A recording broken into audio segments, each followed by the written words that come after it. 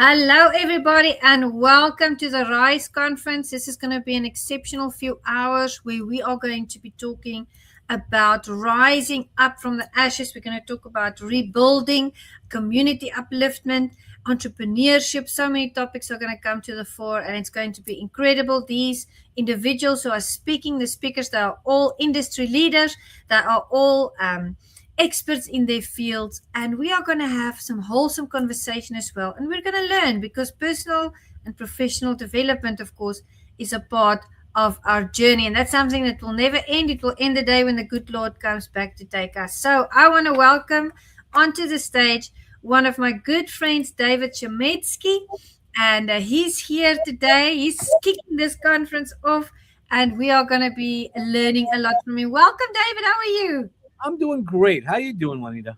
I'm doing very well. Thank you. Thank you so much for being a part of this.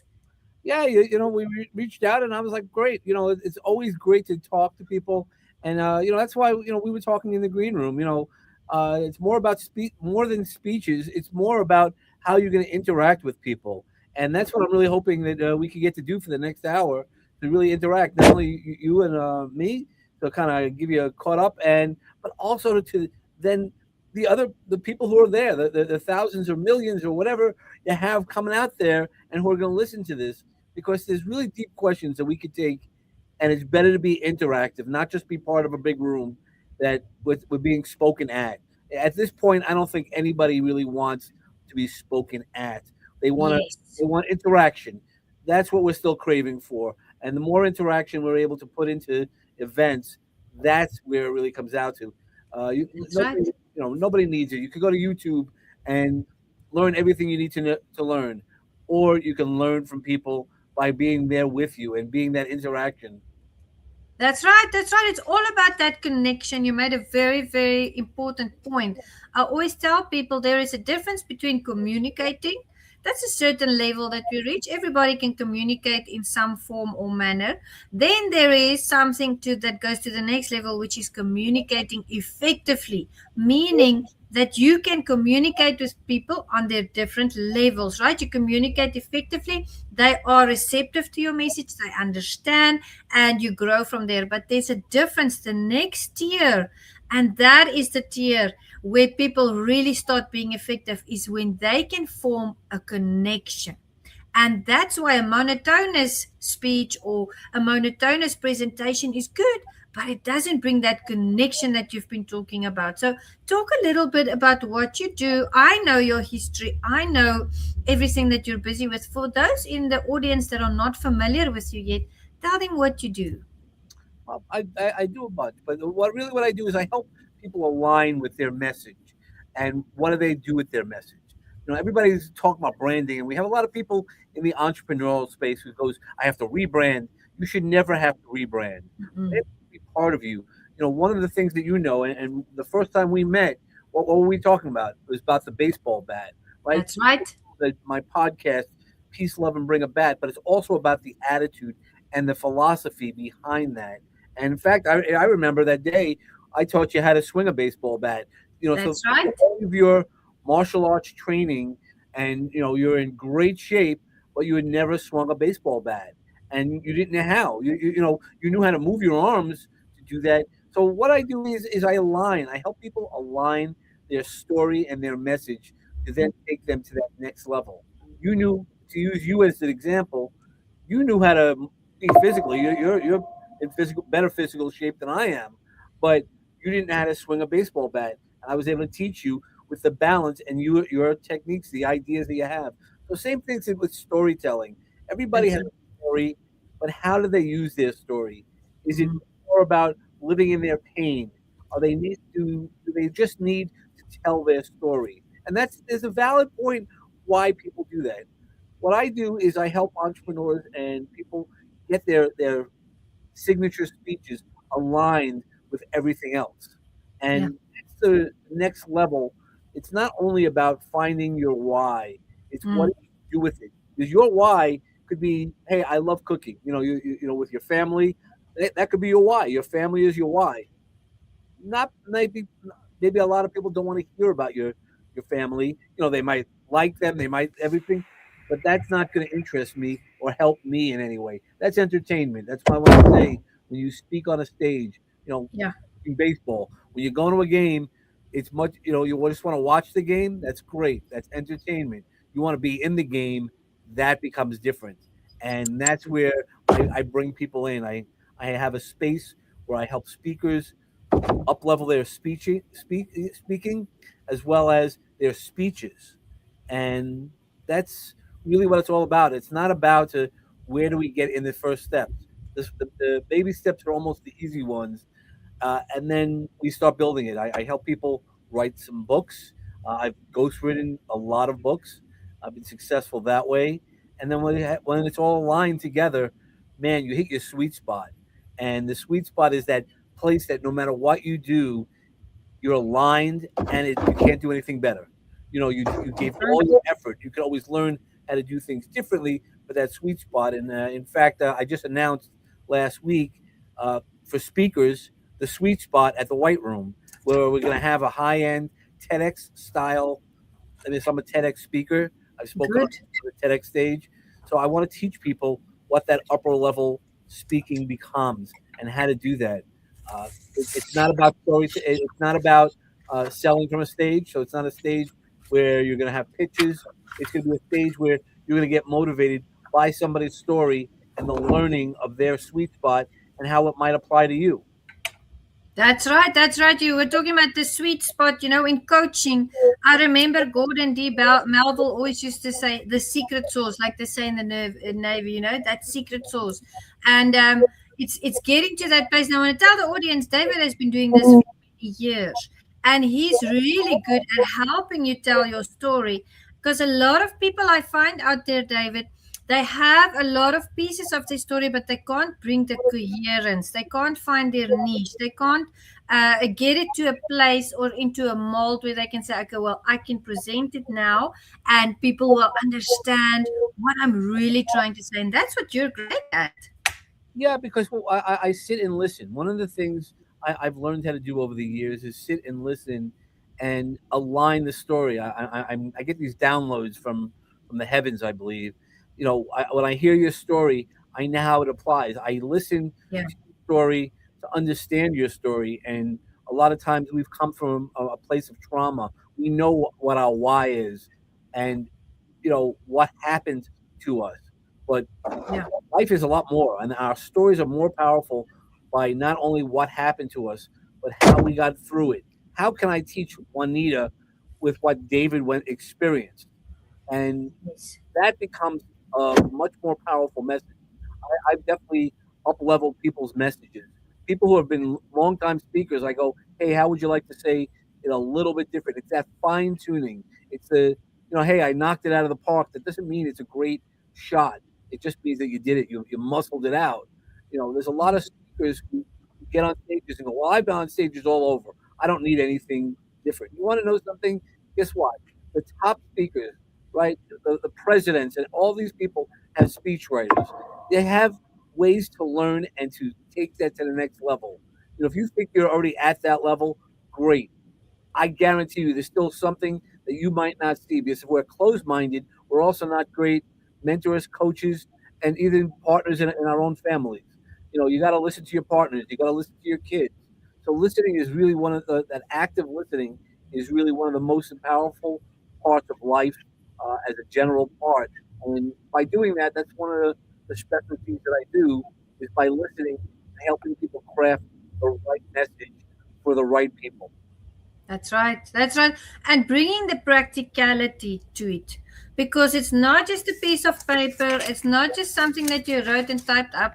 It's something that people have lived. So when they take that guidance from coaches like us, they learn how to make it practical so other people can say, oh, I understand. You know what I used to do when I was a pastor? I used to take Jesus's parables Mm-hmm. and use the practicality of those parables to illustrate what he was saying because that preaching is storytelling, right? Yep. And then I would connect the dots and say, but this is what it means in the spiritual sense. And that helped people to grow spiritually. Now we have to grow in all areas of our lives, personal development, professional development. Our emotional intelligence have to develop. We have to grow a lot of areas of our lives, and this helps people really to grow in different areas, not just one. They're going to learn how to speak better or put better speeches together with you. They're going to learn how to bring their story to the world with you. They're going to draw from your experience. Yeah, well, so I have an exercise. I don't know who's on, so if you could see the comments, or I want everybody to reach out to me if we can go a little deeper. But what I want to do is walk everybody through a couple of different exercises using that exact there. So I talk in baseball terms. The pitch that changed you. What is the one thing I want everybody to think about? The one thing to that one moment or several moments in life that changed. Because everybody has a pitch thrown at them. In using my baseball references, you sometimes get knocked down by a pitch. And what do? Some of you might have handled it well. And, what did it shape to you to become? And that's what I want you to think about for like 30 seconds and write it down, because writing is is the active part of learning. When you start writing it down, it becomes that much more powerful. You take time to do that. You concentrate. So you grab a piece of paper or even the notes on your phone by typing it in. It still is that act of doing it. What moment of in your life were you forced to rise? Were you forced to rise after you got knocked down by a pitch? Using the rise metaphor, I talk a lot about Phoenix Rise, Juanita. So it's that moment in the ashes. How do we step above out of that? I mean, the metaphor about the phoenix is that it never dies. Most people think it dies. No, it just turns to ashes, and then it gets reborn by a spark from God. So I know everybody, and because I can't see everybody, I know that no matter what you've gone through, we've been praying to God, and then once you had that spark, that aha moment, I know I can get back up. That becomes so powerful because when you do that, but when you think about that moment, that knockdown pitch moment, when you get knocked down, I want you now to look at what you might have written. Now look at that. The moment wasn't just something that happened to you. That moment shaped you. And chances are it also taught you something that you can now carry forward, how you got through it. That lesson is the beginning of your message. Because the knockdown, and it might not be your only message, but to know how you got knocked down and understand it not in a way that I got knocked down and hurt. Take away the pain related to that. Getting knocked down is a fact of life. We all get knocked down. How we get back up, that tests us a lot better. And that's what I want you to, because rising isn't a straight line. There's a lot of mess in rising. Imagine, walking up a staircase or in that pile of ashes that we were talking about with the phoenix. So, when you get knocked down with a pitch, what do they tell you to do? Dust yourself off. Yeah. Like dusting yourself off, it's just getting ready to take another step. But real life doesn't always look that way. It still is a mess. And some people even might get knocked down and not dust themselves off because they're not giving the other person the power over you knocked me down. Yep. It makes me think of that song. I get knocked down, but I get up again. There's this funny person. I don't know where I saw the reel, but he takes all these songs and then he'll sit in his car and then, roll down his window. And then, for instance, that song, I get knocked down, but I get up again. You're never going to let me down. And then he, mimics the words. But traumatic things happen to people. And you were talking about it, and I'll tell you what mine was when my mom passed away. Because it was all of a sudden, she was the healthiest person I'd ever known, ever. And all of a sudden, she's diagnosed with stage 4 brain cancer, right? And they're telling her and it's lockdown, and they're telling her she's got 3 weeks to live. I couldn't get a permit to travel because we were on total lockdown in my country. So 3 months later, she's still alive, and I was able to reach her and spend 5 days with her before she passed. But the finality of facing the fact that she was going to go to be with the Lord. And I'd been a pastor at that stage for many, many years, more than a decade.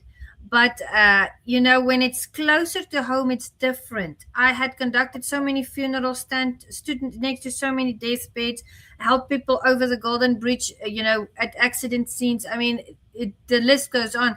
But it was my mom, Yeah. and I just felt like my whole life just fell apart. I was crushed. And One. I just realized, if I don't get up, nobody's going to do that for me. Yep. I Yep. have You to have to realize continue. it. And how did you get through that grief? Not only the moment that your mom left this plane and went to heaven. There's a lot of coping, right? There's there's coping tools. While death it might be the final answer in some ways, it's how you get through it. Everybody gets through it differently. There's no timeline. There's no okay. You're 5 minutes and you have to get through it. There's a timeline that we're not really sure what happens, and that's really that actually goes back to one of the other exercises I'd love to do is you know to find your sweet spot.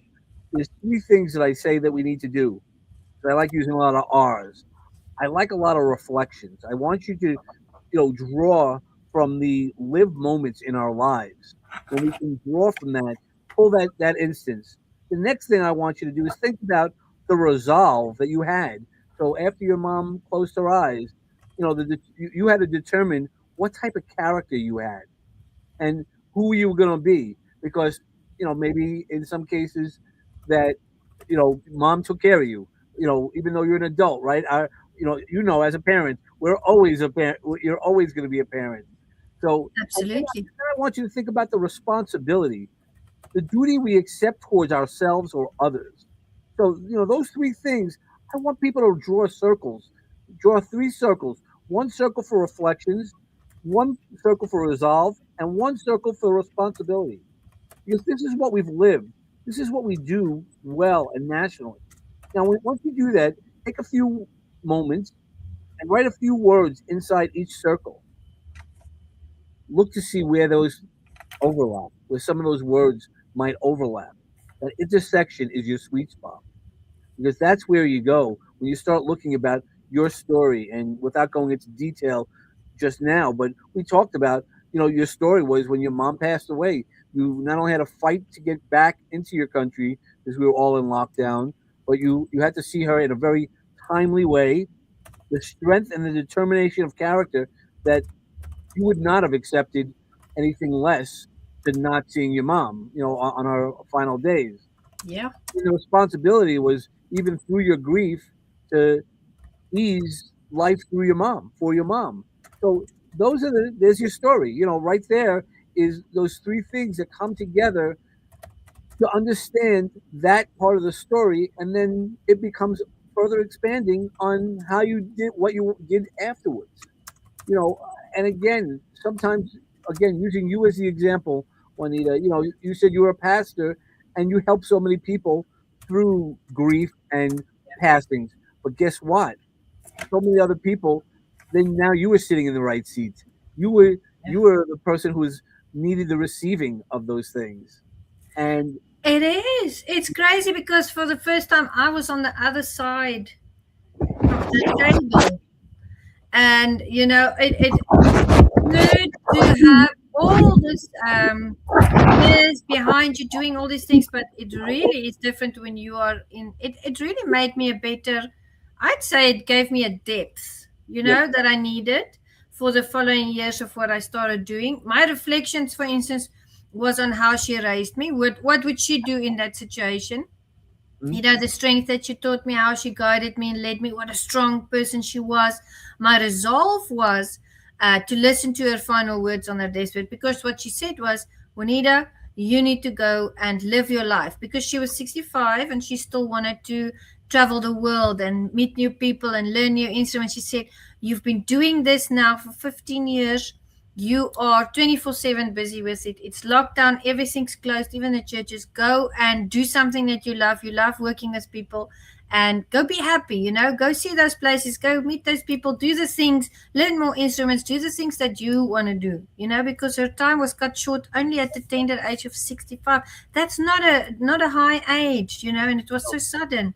And my responsibility, I thought, was to be a good example to my kids, showing them how I respond to what happened, not react, responded, and then using my gifts, because my responsibility is to God, to raise them well and to be a good person and a good pastor.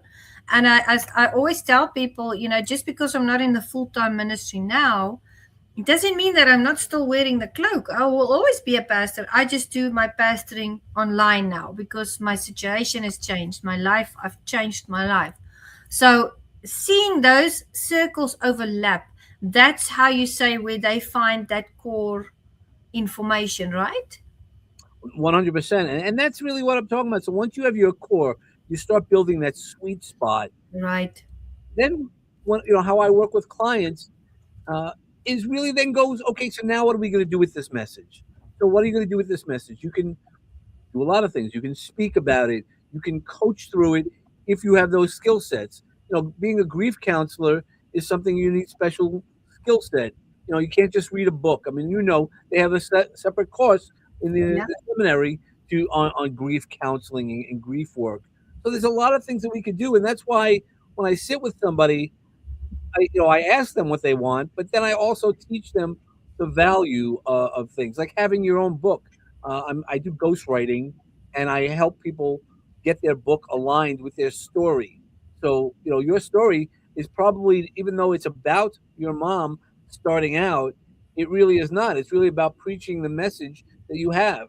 It's about stepping away from that to be a healthier lifestyle. I just because I know you well enough, so I'm taking some assumptions, but I know where you want to go, and you want to communicate that to everybody.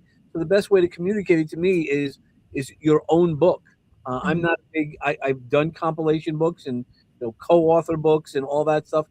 There's a place and for everybody. But I believe when you're aligning your brand, you have to have your brand really clear, and it's more than just saying I'm going to step up on a stage and talk about my brand.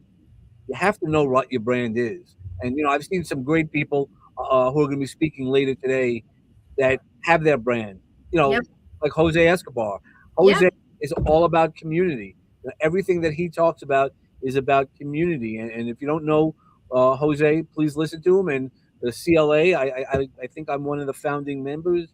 You know, Yes, you are. I, at the way back when I remember meeting Jose. 3 years now. It's been Yeah, 3 years. at the launch of his book, we were all there. So Oh, it's all these things that are so powerful. Uh, your story, and that's why having somebody who can really help you get through that story. A lot of people say, "I have a book in me, but I don't know how to get it out." That's why having the right people, not just getting a book out, and and this is where I have an opinion. Yes, you're an author, and I've done it also, but writing 1,000 words is not a being out there. That's usually under somebody else's brand. Put it out under your brand. Put it out, get it out, and get your story out. It doesn't have to be War and Peace. It doesn't have to be 700 pages. It's about telling your truth. The truth about rising that we talked about today is really about people rising, is about success, is about the opportunity to get past what you experience. How do you move past the ashes? How do you get out of there? How do you find that spark so God can see you again and rise you out of those ashes? It's all about becoming something, becoming the kind of person who stands back up. That's where it really is important. It's not just that you got knocked down. That's easy. We all get knocked down, yeah. really or not. We might have even been our own problem as getting knocked down. I know that was. Look, I've been my own worst enemy at times, but that's the idea. And what do you do? So again, I'm going to go back to baseball references because I really like that. It's a catchy, and most people have played sports in some way. So even if you didn't do baseball, I want you to think about the people in the arena. There's a famous speech by Teddy Roosevelt about the man in the arena. I want you to think about, where do you sit in it? And Brene Brown also, Yeah. I love that, in the arena. But what do you bring into the arena? Are you happy to be sitting in the arena? Do you want to just be in the dugout? or do you want to play on a field? Much different than anything else. What do? You want to be with everybody and be in the stands? That's great. I don't. There's nothing wrong with being in the stands. I've been in the stands many years, but I've also played ball on a field. I know what to do when we on the field. It's different. It's real easy when the seats going, "Hey Dave, you should have swung at that pitch. You should have this. You should have that." Really hard when you're right there, when you're right in the middle of it, and that's why when I started out talking about speeches, sometimes we need somebody to help us with our speeches because we have so much pain. Like if I start talking to you about your mom and when your mom transitioned, that's going to be painful. It's going to be painful for so many years. You're never going to go away. It's never going to go away. But are you able to use it in a way that then grows somebody else from hearing your story? Much like in my first book, the when your heart says it's your time to soar, I have a story about my mom when she transitioned. She was getting sick at the end. I went down to talk to her, and the last weekend I spent with her, I have a picture that I took of my hand on hers and hers on mine. And because when we think about it, the first heartbeat we hear is that of our mothers. Mm. And we're lucky when we're able to pay respects. And though my mom died 2 months after that picture was taken, I knew, but I had already made all the peace with my mom, Mm. talked to her, and that's part of my story. But I want people to think about that every day. The story and that we all need, we don't know when our end date is. We Yeah. know that if we say the words that we need to, we get the message out. Our message. That's what's Mhm. important. Not just that you got a message out, the story of your mom passing. If you only tell me that, I can care about you and be empathetic towards you. But if you then teach me how you got through grief, that's a lesson. That's a Yeah. game that we play. And I'm not making a game out of something so horrible, but we learn, Yes.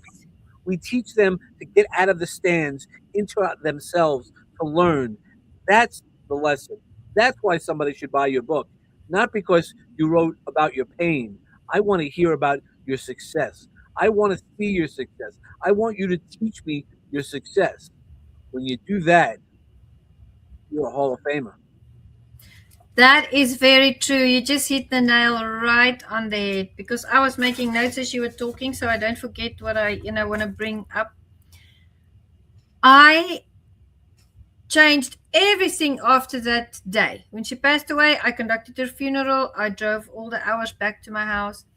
And the success that I have achieved, and I'm not just talking about material success, I'm talking about all the levels of success, my character growth, my spiritual growth, just everything was reframed and reformed and reshaped. And that success was because I decided that I'd been doing the same thing for 15 years. I went through this traumatic life event and I intentionally disrupted my whole existence. I said, well, if I'm going to do it now, I'm going to do it right and I'm going to do things completely different. So I went and I did my research and I found my niche, and I'll explain it practically so people out there can understand. Meticulous Moments podcast was born after my mom passed away. I took everything that I did, my public speaking, my editing, everything, emceeing the events like the event that we were at in New Jersey, with Jose and the books and armor. I went and I looked at what is it that is dear to me that can help other people. So I formatted community upliftment through leadership development because it was still reminiscent of what I was doing in the church community. I love to work in the community. That's something that will never change. And what did I do in the community? I raised leaders because I was in the business sector and in the ministry. So I amalgamated that and I changed everything. And from there, the Hall of Fame was born, ma'am, because I was doing martial arts as well. So it was a development, it was a growth, it was almost like something that was being born out of Meticulous, but born out of Meticulous was born out of her passing, and from Meticulous Moments was born ma'am. And that is the process. I want to encourage people who are looking and watching and listening and learning from David and I. We do life coaching, and we've both been in so many anthologies, and I like anthologies. We've been in those, I know. but I've seen them. but doing your own book is something So unique. story. So the story that I was telling you about uh, the book that I wrote, when your heart says it's your time to soar. So I have a copy of that book. yeah, and at the back end is a picture of my mom and the story that I told you. You know, the heartbeat and some poems and things like that. But the day that I held that book, I remember it. I was with J.R. Spear at one of his events, and Yell in. what I did, I held the book the first time in my hand. It was almost like holding a child. Child's more. Right. I'm not about to compare, but I never thought I'd have a book of my own, that I would have my name, that this was all what I wrote. Some of it good, some of it less good, but it's mine. There's questions in that book to learn, to teach people. And isn't that what we all want to do as leaders? Don't we want to teach people what to, guide them, educate them? Yeah. Not just about our story. Our story is something that happened to us that's very personal. But when you get to use your story and teach people what to do and to move forward, there's a power right there. That becomes your sweet spot, because then you know. And that's why alignment of your story and your brand all becomes everything, using brand language, things like that. It all aligns, and it makes your life easier, because I know who I am. You know, I Yes. know what I communicate, and I'm much more than the guy. Everybody always walks in and goes, "Hey, you're the bat guy." Yes, I walk with my bat, but when you learn the meaning of the bat, what it has, and the story behind it, then you get to know who David is. It's not about this New York guy who walks around with a bat. I'm not that tough, and I'm really talking about being authentic today. That's what the bat stands for. You know, bringing authenticity to you. That's really what it comes down, is that authenticity. Once you can align your story with who you are and your mission, you become unstoppable. And that's what I want everybody to do. I want everybody to contact me so that way I can give them a little bit. I've always said, give me a half hour. If in a half hour I can't give you the right guidance, then I don't know what. Then I'm not the guy for you, and I'm not the guy for everybody. I might know somebody who might do things differently, but I know that everybody who sits with me for a half hour, and you sat with me, and I helped change some of your perspectives on things. That's what it is. That's the power, and sometimes that's the power of finding the right people, not just being like everybody else, being in a compilation book. It's about taking that book and having the power. I mean, the beauty of it is when I got to hold that book the first time, I was all by myself in a crowded room, but I knew one, that my mom would have loved to read that book. Yes. All the emotions. I also know that every now and then I look at it and I'm like, I did. And since then, I've published a bunch of books. In fact, in the next few weeks, I'm having about 5 or 6 books published. I've been writing for 20 years, so it's not that this is new. Uh, I have some trilogies. I tried fiction a couple of years ago. I don't know if you ever picked up the book Redemption that I wrote. It's my first fiction book. So I've now written a couple of fiction books besides the nonfiction books. So I'm getting them all out of my library. We all have these. I mean, if you're an entrepreneur, you probably have projects that you had in your graveyard. Well, guess what? This year is my year to raise everything out of the graveyard and show people what is in my graveyard, is really what's in my life, and That's right. what value I have and why I have it.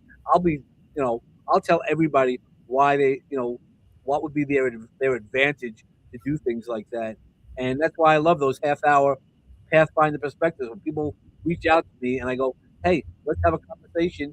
And not everybody wants to hire me, and that's okay. Because again, I'm Yeah. not for everybody, but those who know that I've given them something. We walk through 7 questions on just even about branding. There's 7 deep questions about branding and what you have to do. So there's so many different things that that people don't know. They hear these words used by others, and you know that's okay. Maybe they're doing the best that they could. But that's what the sweet spot is about. The sweet spot is about doing the best that you can at that moment.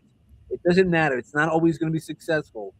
But if you hit your sweet spot, man, it starts aligning. And then when you start hitting it enough times, you knock it out of the park. You really become, again, a Hall of Famer. So the Hall of Fame, you become that upper echelon person just because you start doing it, and it becomes easier. With martial arts at the Yeah, beginning, a roundhouse kick is not so comfortable, and like after working at it, you get it. And the same thing with baseball. The swing, your first swing might not be the knockout, but you start doing it, you're a Hall of Famer. I mean, Pete Rose said you never change your swing. He goes, if things aren't working out right, you change your location in the batter's box, but you never change your swing. If you're a Hall of Famer, you're going to be a Hall of Famer. You're going to be a good person. Then you just got to let everybody know exactly what your sweet spot is. What are you taking your stand on and turning it to that next level? that's true.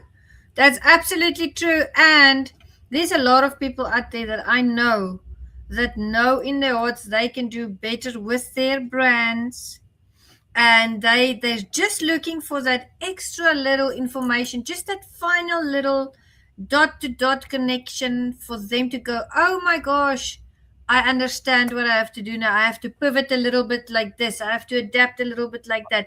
Now when I tell you something, audience, you always have to be teachable. We are life coaches, we've been doing this for a long time, and we are teachable because we know the power of that. We know the power of adaptability. So if you are wanting to connect those last two dots for yourself, you want to up your brand, you want to embark on this whole new journey and make a very impactful presence, bring your presence and professionalism to the stage in 2026, reach out to David, book that 30-minute session with him. You will not regret it. Make sure though, guys, that you are willing to listen to that advice. I know there's a lot of people out there that they've got great businesses. They want to do more, but they're kind of set in their ways. What would you say to them, David? Well, I'd say meet me for a half hour. I guarantee you, your life will change. And what I've started to do is actually uh, that I give them feedback. I'm like, this is my recommendations. You can do what you want. I used to not, because I'm like, oh, they're going to use it on their own. I don't really care anymore. I'm at the stage of my life. You want to just meet me for a half hour? I will give you a roadmap, but because I'm a pathfinder. But Yeah. but I will give you that roadmap and go, here you go. You could do it yourself. But there's so many nuances that you don't know, that you don't realize. What is your characteristics that you want people to get when they know your business? What's the story? Everybody knows that they want to be XYZ. That's fine. So you know where your North Star is, but how do you Yep. get there? And not every roadmap goes exactly, because you have to be ready to have somebody to help you who's gone through it. I've told this story a million times about somebody falling down a hole, and they go, "Hey, Juanita, could you help me out?" And Juanita throws down a note on instructions, and Yeah. that doesn't get them out of the hole. Then they might see a religious figure. Could you send me down a prayer to get me out of here? The prayer doesn't help them. And then you have somebody like me. I'll jump in the hole. And I know the first thing that most people say is like, well, then you're both stuck. But the great thing about that is I know the way out. I've lived it. I've worked in corporate America for 30 plus years. I've been coaching. I've coached people through PTSD. I've coached people through the highest levels. I've worked with veterans, and I've worked with people who really have had serious illnesses to do that. And now I've aligned. I mean, the book that's going to be coming out in the next few weeks is this 90-year-old woman who wanted to tell her life story, and she read it. This like ghost wrote, and she goes, "Who's this story?" She didn't, she knew it was her. She has all her marbles. She's an amazing woman, but I was able to tell her story differently because she wanted to protect some people, and we were able to create something that she loves, and she's going to be proud to push it out there. And then she can't wait for her family to read it, because it's not a biography, because everybody knows grandma's stories. Everybody knows that. You put it together as a fiction. Guess Yeah. what? There's a power there, and then there's messages within embedded, and that's why you take your level higher. I mean, I have my comic book. My comic book embeds my message so people know who I am, but they're not reading about me. Yeah. That's the thing, is when you learn how to embed your message and you have the right message. If you don't know your right message, you're off going to be off all the time. You're going to do the rebranding. I'm going to have a new logo. Make sure it's all there as a spiral, in a powerful upward spiral to lift you to that next level. Amen to that. I agree 100%. If there's a saying, and you'll know that well because the speakers use it often. The what is the a mild form of insanity is doing something over and over and over again and expecting a different result. You are not going to get a different result. There needs to be change. So make sure you reach out to David. He's going to show you. He'll jump in that hole with you and say, listen, this is a way out. Listen, we can do this better. That's what we've been doing for many years. He's worked with lots of people as well. Just follow him. Make sure to get a copy of his books. I have a copy of that first book of yours. So please feel free in the comment section to put the links to your books there, to put your Calendly link there. I think you use Yep. Calendly, Yep. so they can book a consultation and they can see, in that half hour, are you the person they want to walk with? They want to take that journey with, because guys, it's a journey. It's not something that's going to be fixed within the first month or two.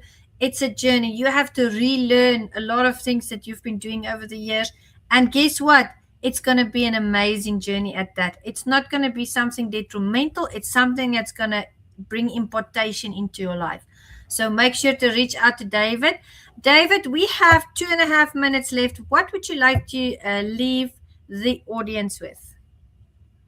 Well, I just put in the private chat my the link to my uh, Awesome. podcast. Well, I just want you to really think about where you are and what do you want to level up. How do you want to level up your messages? So no matter what you've been doing, how can you level your message up? And it's not just about getting more people to you. Let them have the right message, and then they're going to come to you.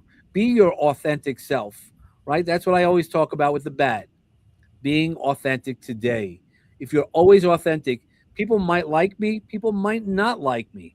I'm okay with it because I'm who I am, and that's okay. I try not to hurt anybody, I try not to disrespect anybody, but I'm going to definitely tell you how it is. I mean, that's exactly what it is, and that's what makes me a great coach and a great mentor, is that I'm able to tell you what it's like. You don't want to listen, that's okay. Uh, it's like your kids. You don't want to listen, great, you're going to make a mistake and I'll be there to pick you up. That's what I do, is I'm there. I mean, if you look at my logo for the podcast, the peace, love, and bring a bat, it says Uncle Dave. There's a story behind Uncle Dave. I was working with the people in recovery, and we went to go talk to some senators, and we're in the office, we're talking to senators, and they're telling their horror stories. They're telling how they lost children, how they were fighting through recovery. And then what did I do? I said, whoa, whoa, whoa, stop this. I saw something that others might not have seen. Yeah. The senator checked himself out. You could see he wasn't paying attention.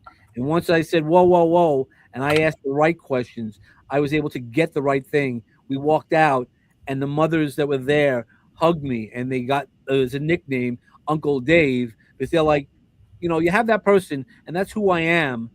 You have that person, and maybe an aunt or an uncle if you're lucky enough, right? You can't tell mom and dad. Mom and dad's gonna get in trouble, but I could talk to Juanita. I could talk to Dave. I could talk to some people who might be able to help me, but who could keep it on the down low because I wanna, I know I did something, and that's really what Uncle Dave is providing that safe space. I'm always love when a client leaves and I go, can I just ask you to fill out a form? I always want feedback. And one of the things that have always been coming back is you provide that safe space. I'm being seen, I'm being heard, and a safe space that even when they want to comment and criticize me, or they don't like something, they have that safe space they know that I'm still there to support them. I'm always there to support, no matter what they need. I have a bunch of different skill sets that allows full support. Um, I put myself out there for everybody. And that's the truth. You are there to give fresh perspective. You want to import, you want to, I'll almost say, and it's a medical term, but dissect the issue, but with what you are picking up on that given day. Because sometimes it just needs an extra set of eyes, it just needs a fresh perspective, just a new light to be shown on it. And voila, there you have the answer. You know how many times it has happened that people are just missing one little element or haven't clicked that one little thing, and as soon as they do, I mean, they scale their businesses exponentially Yep. just because and their brand stayed the same. They changed one little thing Yeah, and a it lot of made times you just need all the fine tuning, difference. and it depends on what your goal is and what, and I don't want to just be part of any community. I want people to be powerful by themselves. We are powerful for ourselves, by ourselves, but we're also powerful when we're aligned and we're being our most authentic self. That's true. Being aligned and being your most authentic self. That means, let me break it down in practicality. Just be yourself everywhere. Yep. Be yourself and be yourself unapologetically. I used to tell people when I was in the ministry, I used to say, don't be a different person when you're in the pews here on a Sunday in the worship service than you are when you go to the shop after church, or when you go and drop your kid off at school, or when you go to the hairdresser. I said, always be the same person, because God knows the real you Right. 100. and he sees you all the time, right? So same principle here. This is a principle. Just be yourself, be authentic. And another thing that happened to me, I'm just going to talk to Jose here because we're having a problem with this link. Okay, we'll keep talking, um and it's about the as you're doing that, I'll jump in and help Thank you out a you. little bit. It's Thank about that authenticity, because again, people might not like Dave. I'm not for everybody. I get that, but once you like me, you know who you have, and you have a friend for life. That's the thing. Is there's very few people in my life that I don't cut people off. Anybody who's even done me wrong, I don't cut anybody off. I just know, right? In the principles, Jesus says you forgive somebody 7 times, and if that doesn't work, you forgive them 70 times. And it doesn't mean that you should be walked on at all, but it really teaches you a lot more about, hey, we got to learn. The person that you were yesterday, hopefully you grow. I try to keep growing and growing, and that's where I found, when I first started, I was only doing mental wellness. I was a trained mental wellness professional. I was able to teach people about recovery and helped lots of people through recovery. The horror of recovery. Those warriors who've gotten out of substance abuse and other types of different substances. So Yeah. it is a huge aspect of it, and by doing that, you then learn how to do things, and by showing up your authentic self. Like, I remember this one story. A gentleman came over to me. He goes, "I'm high right now," and I go, "Okay, then you're still a success." And it shook him. I go, "Because you came to sit with me and you're honest." I go, "I'm not happy that you used," and again, we use language that's more supportive, that you used, but you're here. You're here, and you're here for yourself. I want everybody here listening to this to know how to show up for themselves. If they're not sure in their business, in their life, and I will guarantee you, hold a book, again, a book just for yourself that you wrote, not only a chapter, and I believe me, I know how important a chapter is. Because the first time that I did that, man, that knocked the socks out of me. But I got to tell you, the time that I held my book, in that time with J.R. Spear, in alone in a corner of a crowded room, that brings me to tears almost every time I think about it. It sends chills down my back right now, because I know at that moment, one, that was something I wanted to do, and I never thought I could do that. And now that I have these other books who became Amazon #1 bestseller, I mean, I can tell you millions of stories, but it really comes down to do it for yourself. You deserve to stand tall on your message, not only on somebody else's. Absolutely, absolutely. And thank you so much, David, for an impeccable session. We will definitely continue this, and it was great to have you on and learn and draw from your experience. I'm going to be sharing this all over, and we will be in contact. Final words for the audience. I'm so happy. Thank you for also continuing while we were waiting for Zaid. Sometimes technical errors happen, guys. It's happened to me a million times. So thank you for keeping the conversation going. Final words to the audience before we say hi to Jose. Okay, well, I'll just like always, just be authentic. Be authentic today. That's bringing your bat for you. And how I sign off my podcast is, I wish everybody peace, love, and bring a bat. I want you to be your authentic person. So, peace and love to everybody. And now you're gonna hear another amazing speaker in Jose Escobar. Absolutely, absolutely. Thank you so much, David. I'm going to have you on the Meticulous Moment show soon, and we will take it from there. Thank you for a wonderful hour. Thank I'm you. going to, God bless you. Thank you so much. God bless. Thank you.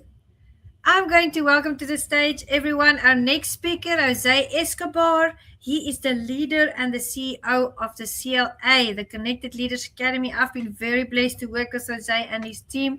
I think it's 3 years now, and it's just been such a pleasant experience, an experience where I've learned a lot of things, made incredible connections, and that's why I'm so happy to have him in this conference called Rise, because he has a wonderful story and he has really done some amazing things. So welcome to the stage, Jose Escobar. How are you, my brother? All is well. Good to see you, Juanita. I think you can hear me okay based on your smile. I've got to say, there's tech issues that happen. I realized my laptop, for whatever reason, is logged out of Facebook, and I don't even have my Facebook password. So I couldn't log on from my laptop. So then I said, okay, well, what's the backup plan? Oh, there's a cell phone. And the cell phone, I'm automatically logged in. So it, got me here. So here we are. Thank God for that. You know what? I've had those technical issues before, and let me tell you that you and I have a high adaptability level, so that's why we get through these. It's because we can make a plan very fast. That's exactly right. I always say winners find a way to win, and it's not about the resources available to you. It's about your resourcefulness, right? So here we are. Here we are, Jose. It's wonderful to welcome you to the stage. I want to thank you personally from Meticulous Moments and Ma'am as well, because you're a Ma'am Hall of Fame inductee. Thank you for making the time. I know you're very busy. And our topic is Rise. So I'm going to hand over to you, and we'll just go with the session. I know you've overcome a lot of obstacles in your life, and you've really, you've been up to the challenge always, and you always make a plan. A winner finds a way to win. So please take the stage. Yeah, so I'll dive in on Rise and the importance of it and how that applies to me. And of course, I'd love to hear your back and forth and any questions or thoughts that you might have. But I can just tell you when it comes to Rise, right? Rise is a powerful word because it means we have to go somewhere higher, right? We can't stay where we are. Too many of us are hanging around here on the lower, like ducks, right, on the ground, and we should be eagles soaring high. And really, that's a decision. That's just something. It's an inside job. It's like, do I want to stay where I am right now, or do I want to rise higher? Do I want to achieve more? Do I want to be more? Do I want to have more? Do I want to impact more lives and do more things? And that's really what it comes down to. So for me, I am always rising. I never settle for the status quo. I never settle for mediocrity. I never settle for comfort zone. I never settle for this is just the way it is, right? I'm a firm believer that we are where we are today in our lives because we choose to be there. Right. Now, I know that's a blanket statement. It's a bold statement. And some people would disagree with me because they'll say, oh, well, Jose, you don't understand. I'm going through this and you never had this happen to you. And I get it. Right. So I'm not saying that is the end all be all to everything. I'm just saying that that's a statement that I hold near and dear and true to my heart. It came from a mentor of mine. He said, Jose, I remember when I was in the dumps, right? And it's hard to fall off of the floor, right? When you're on the ground and you're at rock bottom, you're at rock bottom. There is no bottom below rock bottom unless you're dead, right? Yeah. So I remember one time I had hit rock bottom in my life and I was struggling and had some things going on. And a mentor of mine said, Jose, you are where you are right now because you choose to be there. You do understand that you have full capacity and the full ability to rise up and to step out of this and become who you're meant to be, right? There's the seeds of greatness are within you, right? And we are created in the image of our creator, God, right? So you have the ability to rise up and to be more and to be like the phoenix who comes back from the ashes and does some amazing things in the world. And you just really have to tap into your calling. So that was a time where I said to myself, self, you are capable of more than this, Amen. right? This is not where you belong. There is more lives that are needing you to be at your best, right? My future wife, at the time I was thinking my future wife needs me. My future children need me to step up right now at this time in this way and not make excuses and roll my sleeves up and say, you know what, there is more and I have more in my tank. And I do have the ability to do great things, right? And that's really that statement, you are where you are right now because you choose to be there, hit home to me. And I said, okay, I have the ability to change my circumstances. Yeah. And everything, the rising of where you are today to where you need to be starts in the mind, That's right? And I've read the phenomenal book. Many of you might have read this book. I'm sure you know Juanita, Think and Grow Rich, right? yes. Everything is created twice, first in the mind's eye and then in the physical plane. And thoughts become words and words become things. And the things that show up in our life are the result of how we show up every day. And I realized that if I want to have a life of abundance, I want to have a life of prosperity, I want to live a life second to none and have lifestyle and do things that I can decide whether I want to do it or not. Not determine whether I do it because of whether I can afford it, or whether my boss says it's okay, or whether I'm seeking somebody's approval, whether it's acceptable. No, I want to do things on my terms in the way when I choose to do it, how I choose to do it, and that starts with how you think. You have to choose what kind of life do I want, like a GPS. If you want to get somewhere, you have to put the address in a GPS. That's right. So I had to ask myself, where do I want to be in life? What is my lot? What do I want to achieve? What do I want? And once I understood that, then I had to reverse engineer the process of how I was going to get there, all knowing that it starts with a burning desire, a vision, the ability to think the impossible, Mm-hmm. right? Because as they say, I'm possible, right? Impossible is I'm possible. And I'm possible and I can achieve the impossible. And the impossible is really here, That's right. right? We either choose to win or we choose to fail. And failing is only failure if you stay there. Yeah. That's true. That's true. And I mean, when you hit that rock bottom, you've heard this before. The only way you can go is up. Yes. And I listened to Joyce Meyer many years. She has this audio series where she talks about the battlefield of the mind. Sometimes we are our own worst enemy because there's so many things that God has placed inside of us, so many talents, and He gives us that anointing and that guidance and that assistance, and He labors with us, but sometimes we're scared to take that step, and we are our own obstacle. And you were talking about the eagles, and I thought to myself, and this is going to sound silly, but it's true. It's going to ring true for somebody. A duck thinks like a duck, Yeah. but an eagle thinks like an eagle. And that's the easiest thing, is we can change the way that we think. And that starts with self-love. What do I think I'm capable? Like impossible, I'm possible. What do I think I'm capable of? How much do I have faith in God to say, well, God, you've placed all these talents in me.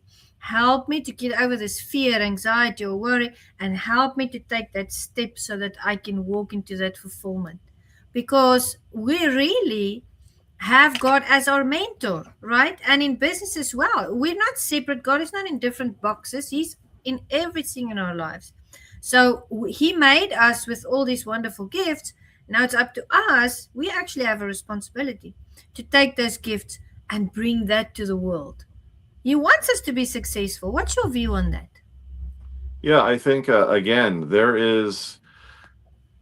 uh, there is the God's will, right, for our life. I think God has a will and a desire for us to do certain things in this world, and we all have a calling, and we all have special talents that That's right. are given to us by God, and it's up to us to step into those shoes and to fulfill the mission and to fulfill the achievement. For me, and I don't mean to get heavily spiritual for those who may not be believers who are watching Please this, but at the end do. of the day, like I believe that I was created for one primary purpose, and that purpose is to love, honor, and serve God. That is purpose Amen. number one. That is the reason why I live and why I'm here on this earth. It is not to procreate and have a family and raise kids and love my wife and build a massive business and teach people how to do A, B, and C and go out and play sports and have a good life and enjoy some cocktails every now and then and have fun and like all those other things. There is an order to it, right? There is That's right.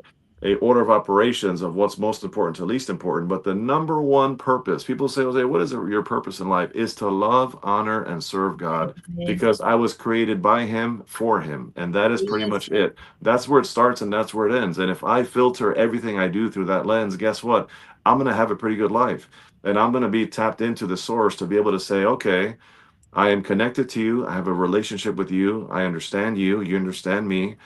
Every day I'm getting closer and closer, and I understand why you put me here. And I understand outside of loving, honoring, and serving you, there's a mission on this earth, Yes. here on this earth that I need to fulfill, ultimately for your glory, ultimately because of you and for you. But there is something here I need to do. And for me, my calling is to have a family, right? That's So right. I have a wife, I have 6 children, and have a business, right? My calling, in my opinion, is not to work for somebody else, it's to create opportunities for other people. It's to teach people, to impact people, to lead people, to support people, and ultimately to make the world a better place. And again, all of that is nice and good, but it's all to go back to the primary source, which is for me to love, honor, and serve God, giving Him the glory, right? So I Amen. am indirectly doing His work in the way that He called me to do it, and the only way you know is if you tap into the relationship of the source, and that's where prayer comes in, that's where meditation comes Amen. in,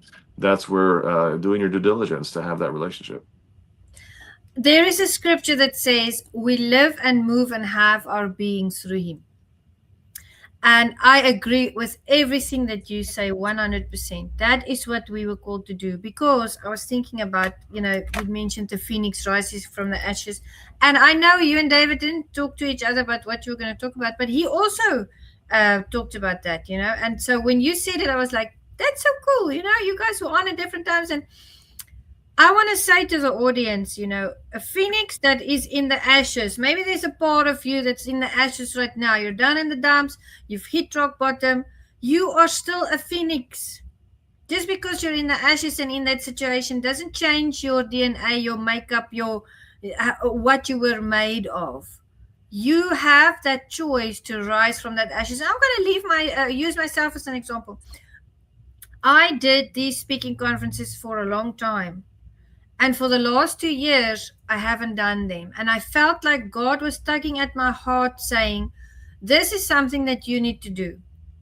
So I said to myself, you know what? I'm going to rise from those, and not everything, but a part. Sometimes a part of your life is in the ashes. Maybe it's not everything. Maybe there's an area in your life that's in the ashes. I said to myself, I'm going to rise from those ashes. I'm going to breathe new life into this part of me, because this is what God uses me as an instrument in His kingdom, is to put this out here so people can better their lives. They can further, they can make that connection. Someone here tonight, maybe they needed to hear that about God. And I'm not scared to talk about God on this platform. So whoever is on here, please put in a comment. This is where I will always preach the gospel, if it's here or in person. But a phoenix that's in the ashes is still a phoenix. How would you speak to someone that's in the audience today that's maybe at the bottom of that crevice or in that canyon, and they don't know how to change their thinking? They want to, but they're so used to thinking in a certain pattern. Well, first of all, terrible times, tough times don't last. True. And it's been said tough people do.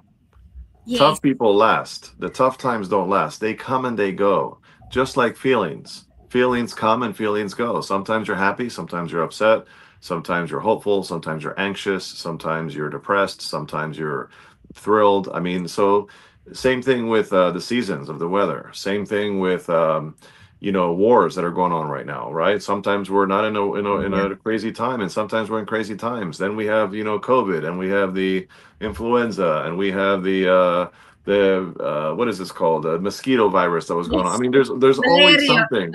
Malaria. So things come and things go, right? And this is part of life. Ebbs and flows, highs and lows, peaks and valleys. It's just part of the deal. Now, we don't go through life hoping, I hope nothing happens to me. I hope I don't have bad times. I don't have hard times. No, we know it's going to happen inevitably. Even if you have a nice stretch of like nothing but good times for I don't care how long, just know that at some point there will be a hard time. And for everybody, it's different. It comes in different forms, in different ways, and sometimes it hangs out longer than we would like. Right? Yeah. That's life, and life will life, and that's part of the deal. We were not created to be happy. We Yeah. were not created to be happy. We have the ability to be joyful. We have to choose joy. Happiness is external. Something has to happen for us to be happy. Yes. Joy is internal. We choose to have joy in our Exactly. heart, whether the things are good or bad. It doesn't really matter. Yeah, I could have the worst of times and I will find a way to have joy in my heart. Yeah. Right. And that's the important thing of life. So if you are in the dumps right now, you're not in a good place, or you're struggling, or there's an area of your life where you just don't know how you're going to get out of it. Can I tell you something? This too shall pass. Yep. Right? This too shall pass, and it will pass sooner than you think. It's just a matter of staying the course. You have to stay present. If I had to give you one tangible piece of feedback for that person who's watching live right now or catching a replay, if I had to give you one piece of feedback, just one tangible piece of advice outside of obvious things like prayer and meditation and physical fitness and of course being in solitude, right? Stillness is the Key by Ryan Holiday, great book. Yes. Besides the obvious things that you should be doing to get through the storm, there's something that I do that I don't really share very often, but something, I'll give you an example. I have this here to remind me of time, the value of time. I have this ladder here that reminds me that I need to have my ladder leaning on the right tower as I'm climbing the ladder, right? I have to make Yes. sure I'm always climbing. There's always that next rung, right? I have this world here on my desk that reminds me of the global perspective of the impact that I'm looking to create. I'm not looking to be big in my state of Maryland. I'm not looking to be big in the US. I'm looking to be big globally to impact many lives. I have an eagle here on my desk because I like to fly high, right? I can tell you all the things that I have here on my desk. I have this right here. And you know what this says? It says Jose Escobar, founder and CEO. Can I tell you something? I had this years before I had a business. This was in front of me years before I had a business because Manifestation. I had the vision of I'm going to be a founder and CEO. So my point of what I'm saying is wherever you are right now, I would encourage you to have things that inspire you, that motivate you, that remind you of your why, that remind you of your vision. So no matter how bad things get, there's more to do. And the things I'm still here for a reason. Right. So never tap into the depression, the anxiety, the fear, the doubt, right? If you're going to doubt anything, doubt your doubts. Mm. You just have to doubt your doubts and just know that hope is not a plan. Hope is not a strategy, Yep. right? And you have to always have hope because hope deferred makes the heart sick. That's biblical too, right? So you got to always remain hopeful, and you have to always walk by sight, by faith, walk by faith and not by sight, right? Amen. And faith has to be strong, and fear and faith cannot live together, Mm. right? You have to have faith. And in the times where you're like, oh my gosh, I'm losing my faith, tell yourself, no, you know what? I have it in me to have the faith I need, right? The Lord will never give you more than you can handle. And I can tell you one more thing and one more thing. We can sit here all day and talk about this topic, but the reality is, guess what? This too shall pass. Ride the storm and know that you have every ability to get to where you need to get to on the other end. I believe that. I really do believe that. You said something very, very important. You said you can, and I'm just paraphrasing, but what are you choosing to tap into? You can choose what energy you tap into. If you want to tap in, like as I said, to that fear, worry, and anxiety, or you can simply say, you know what, devil, not today. Today I'm going to be even more joyous than the day before, because I know this is a weapon that's formed against me, and the Bible says no weapon formed against me shall prosper, and every tongue which rises up against me in judgment you shall condemn. This is my heritage, for I'm a servant of the Lord. And you can start reciting those positive scriptures and comments, and you know what, the moment you do that, it really changes your perspective and takes your attention off the big problem and onto maybe some couple of solutions. So tap into the right energy. You put that so well, you articulated that so well.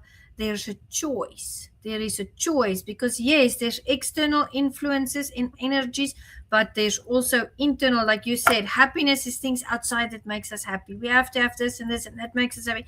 Joy comes from our hearts, and that you can only generate. Nobody else can generate for you, but that's choice, right? To generate that joy.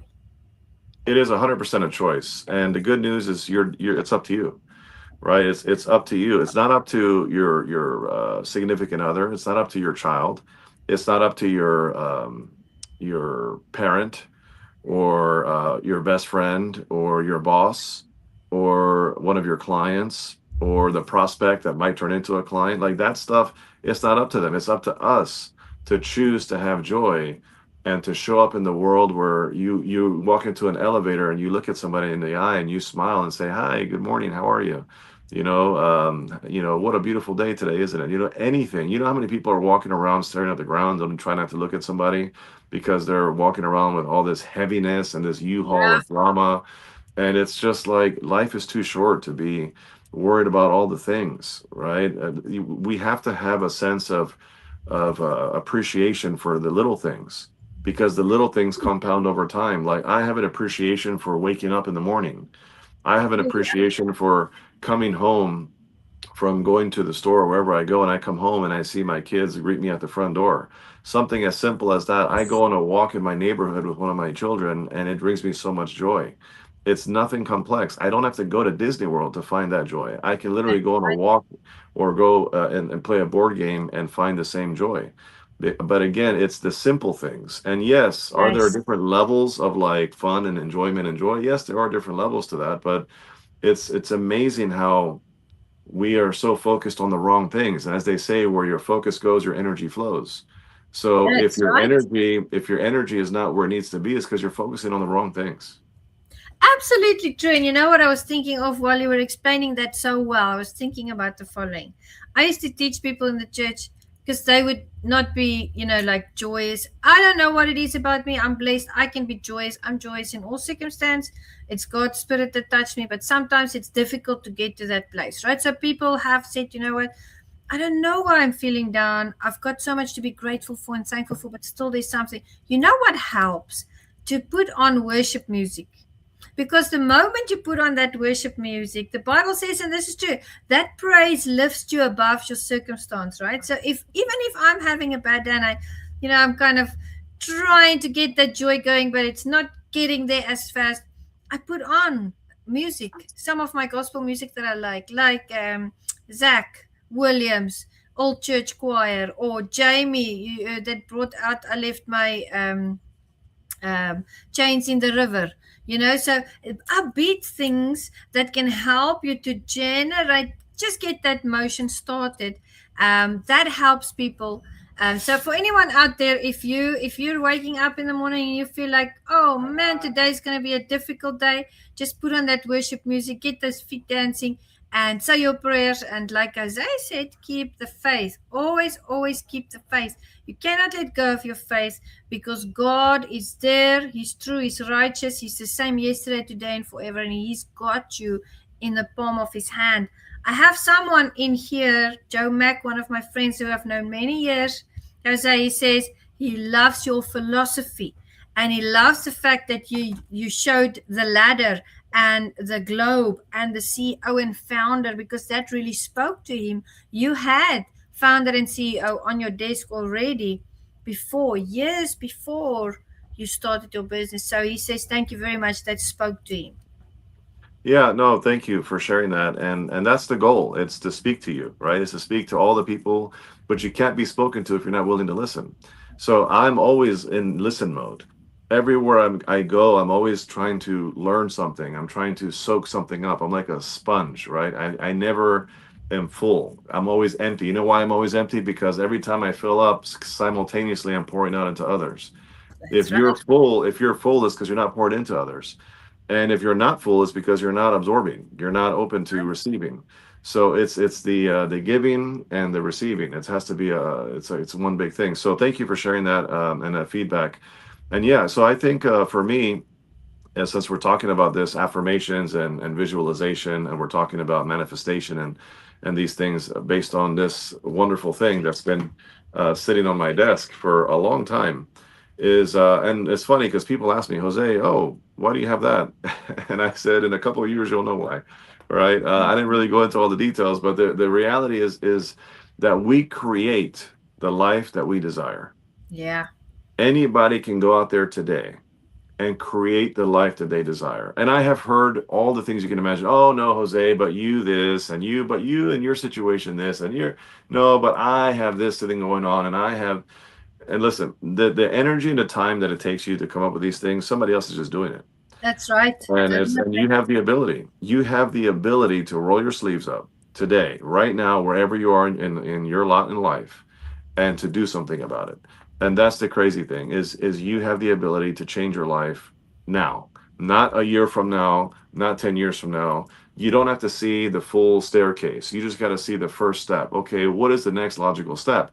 And the reality why so many of us, and I include myself in it because none of us ever arrive, right? Why the reason why so many of us have this like struggle of like, I'm not where I want to be, or I feel frustrated, or I'm down, or I feel like I'm on the ground, or I feel depressed or sad or whatever, is because we are not intentional. Yes. It's because we don't have a plan. It's because we wake up every morning and we go where the wind blows. And sometimes the wind will blow you into a ditch if you're not careful, right? It'll blow you and you'll get hit by a Mack truck, or it'll blow you and who knows where it's going to blow you, right? You'll end up somewhere you have no idea where you are, 6 feet underground possibly. So you can't just go where the wind blows. You have to wake up with a plan. And the best possible plan is created the night before you go to bed. So before you go to bed, you create tomorrow's plan, tomorrow's agenda. What does your morning routine look like? What does your prayer routine look like? What is your growth plan? How are you developing yourself personally and professionally? What is your agenda, your schedule, your planner look like? Do you even have a planner? So what are the things you're doing for all the 10 life domains, your finances, your marriage, your parenting, your health and wellness, your vocation, your avocational, recreational thing? Like there's 10 areas of your life. Yeah. So, and again, success is a planned event. That's And right. failing to plan is planning to fail. That's I always right. say to people, the 6 P's: proper prior planning prevents poor performance. Proper prior planning prevents poor performance. If you want to have a successful day, guess what? You got to prepare for it. Proper prior planning Prevents poor performance. prevents poor performance. There we go. A quote from Jose Escobar. Now, I want to tell the audience something about Jose. I've known Jose for quite a while. I've had the honor to be a part of what he's doing at the CLA as a member. I was on the executive team. I'm a brand ambassador with him now. Jose, you said you were going to do something. You had that block. It said founder and CEO. And you did it. Tell the audience how you started CLA and tell them about what CLA is today. I mean, it is an incredible group. Yeah, thank you. Thank you, Juanita, for the opportunity to share that. It's a powerful story. I still pinch myself to this day, because for those of you who don't know, I'll reverse engineer it. So I built a 7-figure business in 15 months organically. When I say organically, I mean no website, no SEO, no paid ads, no funnels, no automation, tech, CRM, AI, podcast, YouTube channel, and 0 emails went out because my email list was 0 at the time. 4 years ago, January 15th of 2022 to be exact. I just decided one day I'm gonna take massive action and start a business. I started two companies at the same time. The Entrepreneurs Bookshop, the Connected Leaders Academy. They took off. And month 16, I walked away from my career entirely. My wife walked away from her career. The last 3 years, I've been full time. My wife has been a stay-at-home mom, homeschooler, and my organization, just one of my companies, the Connected Leaders Academy, my primary hub. That's my main core product. Is a global networking organization of some of the highest level entrepreneurs all over the world, Juanita Kapp being one of them. And this organization, as of today, has 598 paid members. We are in all 50 states across the entire US, and we're in 37 international countries. And we're growing on average one new member a day organically. It's literally 90% referral based. Happy members referring other people. So, what I can, and by the way, there is no link anywhere that exists where somebody can just sign up and join us. It does not exist on purpose. I have pre-vetted and qualified every single person from member zero, from member number one, all the way up to 598. I have enrolled them myself. There is no link because we have qualifications. There's a culture that I protect very closely, and it has to be a win-win. And I've turned away over 700 people in the last 4 years. So I'm very particular about who's here. We're doing something very special. But that's the where I am now. But if you reverse engineer that, I can just tell you in 2 minutes very quickly what launched this organization 4 years ago, way before this was even a reality, was simply the fact that I wanted to be a business owner for a long time. I just never knew where to start, how to do it. Like most of you that are out there that probably don't have a business, you're probably like, where do I start? What should I do? Who do I talk to? I don't have the money to hire a coach. I have no idea what to do. Like all those things naturally come, right? But I was tired of the 9 to 5. I was tired of robbing Peter to pay Paul. I was tired of having more debt than income and all the things. And I said, I want something. And my wife wanted to be a stay-at-home mom homeschooler. So I said, I have to do something, right? So long story short is I asked myself, one day I sat down because my wife sat me down. It was January 2nd, I believe, of 2022. And she said, Jose, she sat me down, we need to talk. I'm like, okay, let's have a conversation. And she said, the sandwich method. Compliment, message, compliment, right? She said, you're amazing, you're so inspiring, you're so good to the family, and the fact you're always reading books and going to events and buying courses and programs and hiring coaches and trying to be better and all the things is so wonderful. And she said some other nice things. And I was like, oh, okay, cool. And then she said, but at some point, you got to start making money in business. And if you're not going to do a business and not actually grow something, then just leave that whole world and just focus on being a great employee and be masterful at your career. She's like, whatever you decide to do, I know you're going to be great at it. You're going to be amazing at whatever you do. You're going to be the best employee. You're going to climb the ladder. You're going to be amazing, even if you do that. And that's okay. And we don't need to have this crazy lifestyle. We just need to be able to provide for our family, because the reality was I was investing, Juanita, in courses and programs and mentors and coaches and masterminds and communities and all kinds of live events, summits, conventions, seminars, boot camps, you name it. I was buying tons of books and I was listening to podcasts and YouTube videos and the whole thing. I spent tens of thousands of dollars, all the way up to 6 figures on all these things over many years. And my wife said, think about all the things we could have done with that money. Yeah. We could have gone to Disney World multiple times. We could have a massive savings account. We could have paid off all of our debt by now. We could have had A, B, and C. And she's like, listen, I support you and I love you and I want you to do amazing things, but either do the thing and do it or just leave it. Yeah. But don't try to keep straddling two worlds and not doing what any amazing at either one, right? So I said, she's right. I went for a walk. I had a cigar, I prayed, I thought about it, took a day to myself, and then it hit me. And I said, I'm going to just create a plan. And Juanita, I spent a couple hours in my office in front of this big whiteboard over there, if you see that big whiteboard, right? And I spent some time there, and I said, okay, 3 things. What am I really good at, right? What am I passionate about? And what does the marketplace need? Mm-hmm. So I knew that I'm good at sales. I knew that I'm good at building relationships. I knew that I'm good at marketing organically without doing anything paid. So I just love to talk and meet people and shake hands and do all the things that I can sell. So I knew I was good at that. Then I said, okay, well, what am I passionate about? And I said, well, I love helping people. Yes. I love bringing people together. I love doing fun things with a lot of people. If you look, and then I said, okay, well, what does the marketplace need? I said, well, there's a lack of like a solid networking group that is unique and special and is very different. And there's a lot of groups out there, but I haven't found one that I've enjoyed, because I've been a part of a lot of things myself, BNIs, chambers of commerce, Rotary clubs, paid groups. I mean, you name it. So I said, I need to create one of my own, because what I did was I looked at what I was passionate about and skilled at all the way back to elementary school. I just did a memory jog. And I said in elementary school, I was bringing people together in recess. I was the one selecting the teams. I was the one setting up the soccer games or the basketball game or whatever during recess, the organizer, the one bringing people together. And in middle school, I did the same stuff. Although in middle school, I was causing trouble, right? But I was doing that same thing, leading people to do fun things that was not so necessarily so good. And then in high school, guess who was throwing the house parties? It was me. I happened to get people together. I was resourceful. I knew, who was old enough to buy kegs. I knew who I knew who had a house that they would volunteer for us to have a party at.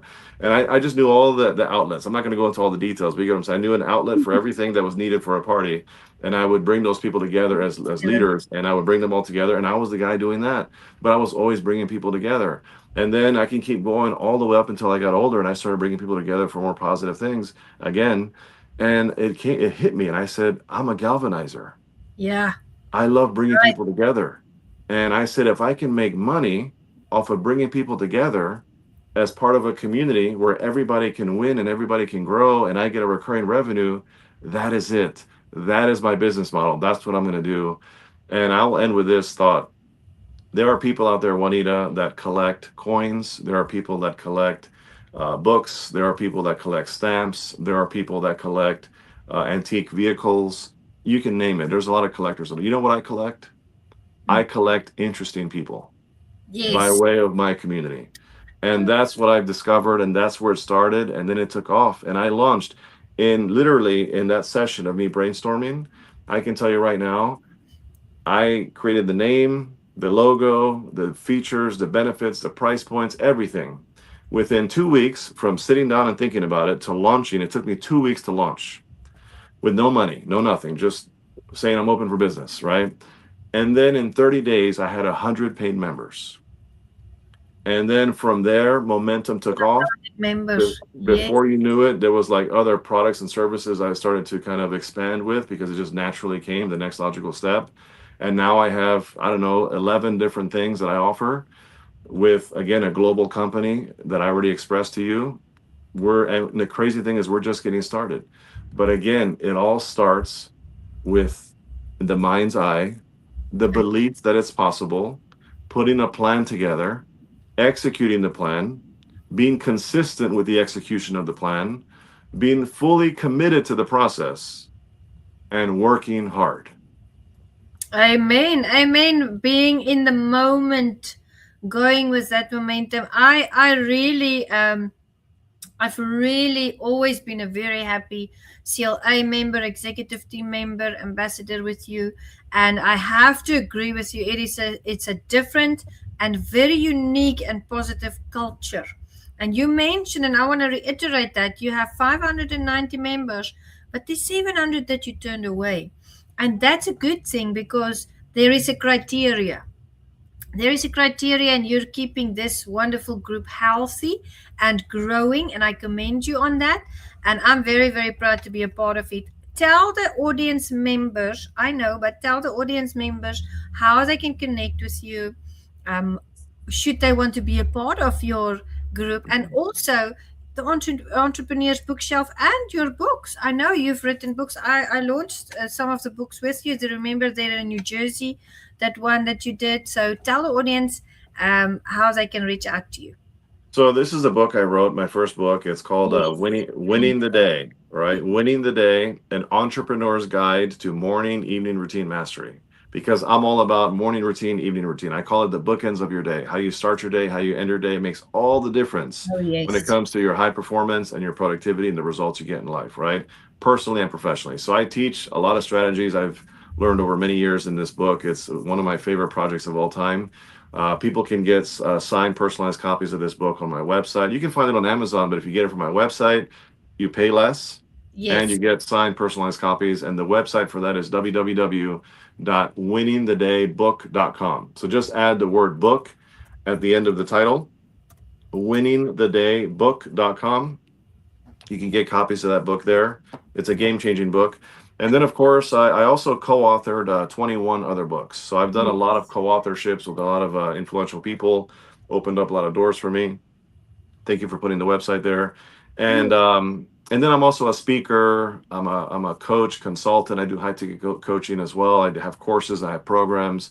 I also do live events. I host 15 events a year all over the country, international as well. We have an event in Santorini, Greece, around the corner, Canada, so on and so forth. I also do virtual events, global virtual events.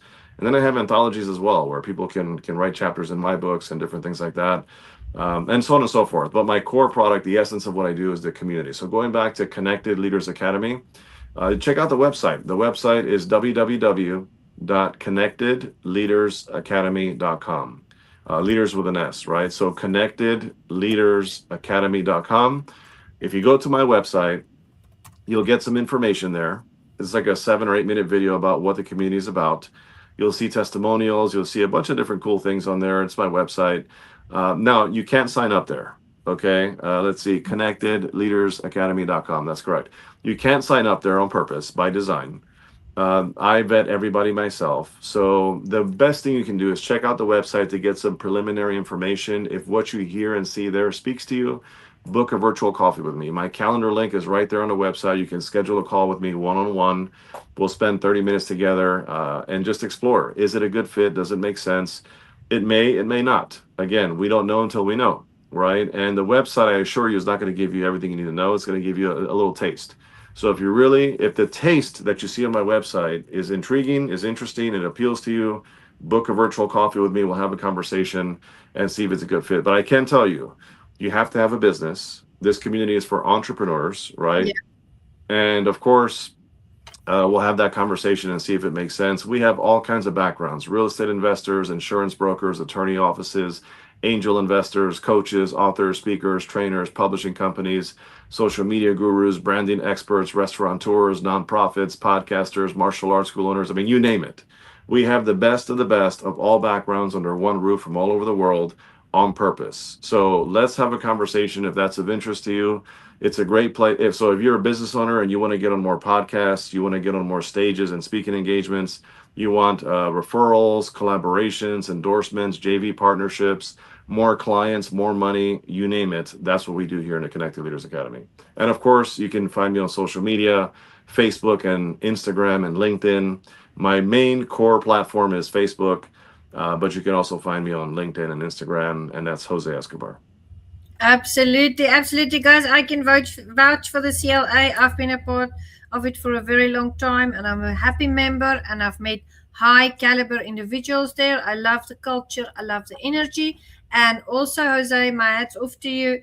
Thank you for everything that you are doing, and thank you for bringing that wonderful positive energy into this event, and for always being so supportive, and just for making things happen. I really appreciate you. God bless you. Thank you. God bless you and everything that you're doing. If you guys are not in Juanita Kapp's world, you have to be. She is a mover and shaker. She is a leader of leaders. She serves from the heart. And I can tell you, she is a master at her craft. Anything Juanita puts her mind to and commits to, she brings excellence all the time. So I'm just honored to have you in the Connected Leaders Academy as a brand ambassador. You and I have been growing together long term, and you're a friend for life. And I'm just truly grateful to be in your life. And I thank you for this opportunity to be on this platform. Thank you so much, my brother. Friends for life, absolutely family. God bless you. And please go give Katie and the beautiful kids a hug from me. And Godspeed to you. I'll be in contact soon. Thank you. Thank you, Zay. Bye.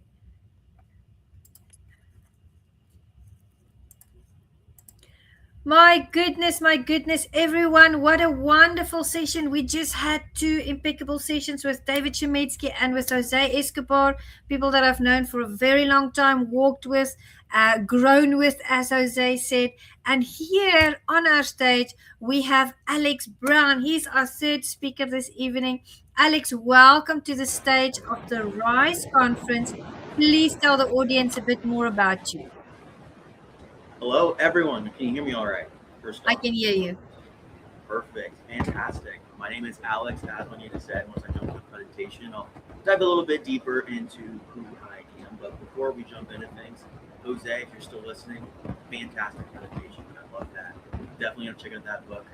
I agree, morning and evening routines are key. So definitely be checking that out. But also, I just want to take a quick second to thank Juanita for putting this all together. What you guys may not see behind the scenes is how much work and effort it takes to get all these different speakers scheduled, get the event put together. And let me tell you, she was working on basically to the start of the event, even into the event, making sure everyone's showing up on time and making sure schedule is going great. So please give a round of applause to Juanita for just putting all this work to make this happen for you guys. So you can continue to get content. Thank you. Alex, your I heard what you said, but you're very soft.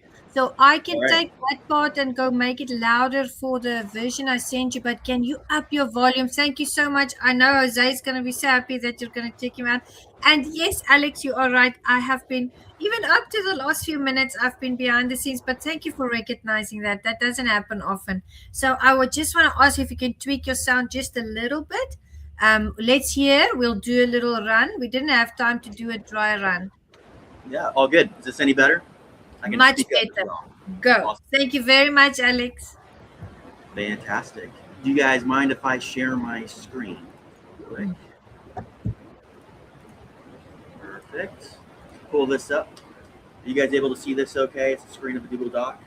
Let me see. Let me add it to the stage. There we go. Perfect. Awesome. So thank you all for attending today. I really appreciate you taking the time to invest in yourselves and your business. Taking the time, especially during the evening, I know you probably spend all day working.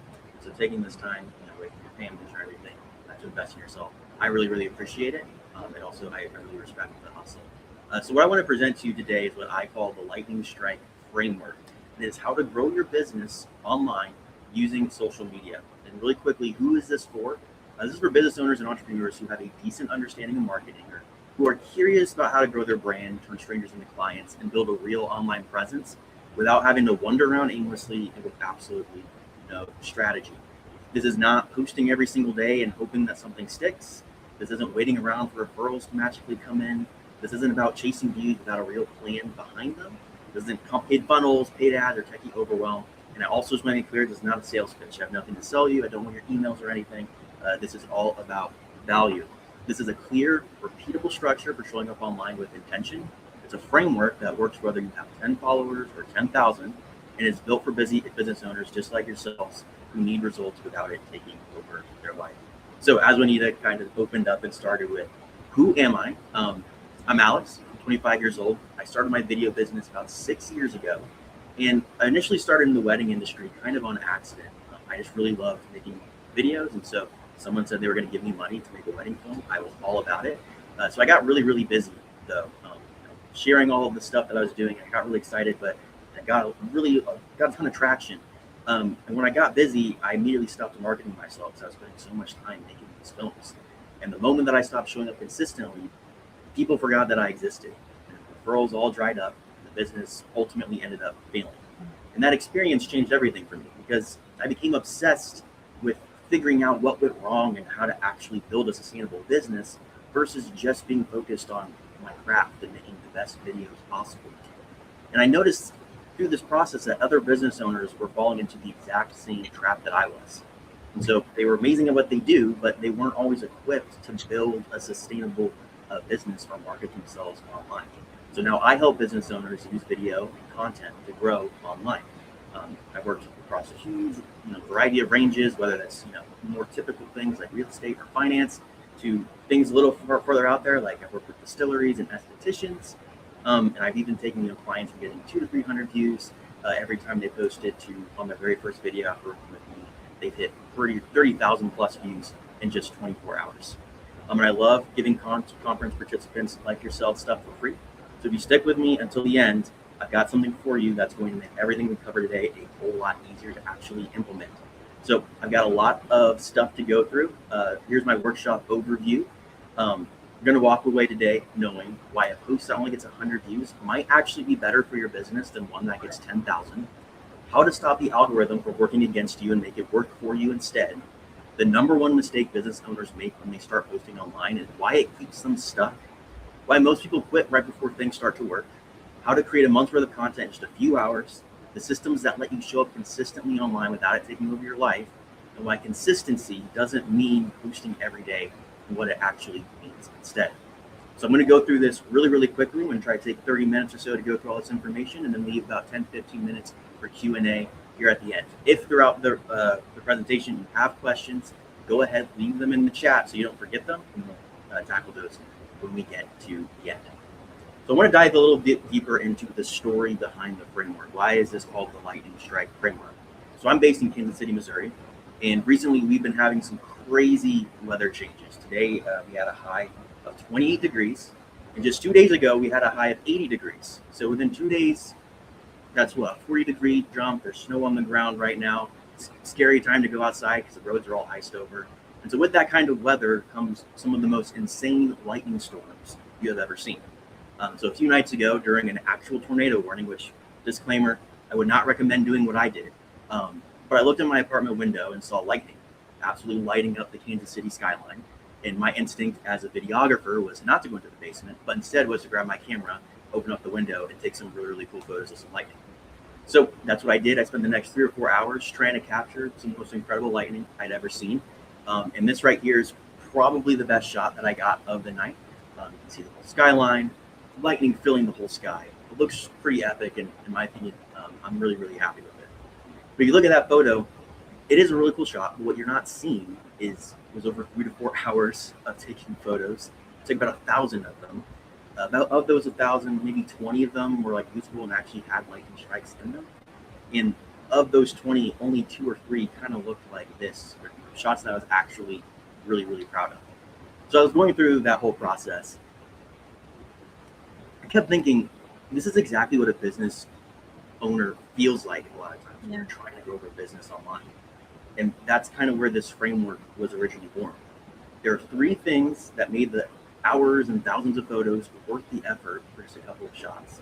And those same 3 things are what separate businesses that actually grow online from the ones that spin their wheels and then just end up giving up because it's too much effort. So here is the actual framework. Step 1 is pick one sky, stop chasing every lightning strike.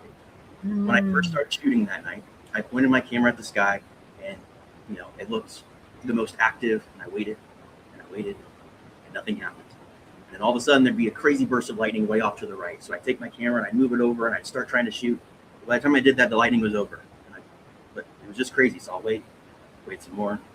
Nothing happened. And then all of a sudden, a big burst would happen all the way over to the left. So I just moved my camera, and I would wait over there again. But again, I missed the lightning strike. So I kept chasing the lightning at first, and I almost got basically nothing from all those attempts.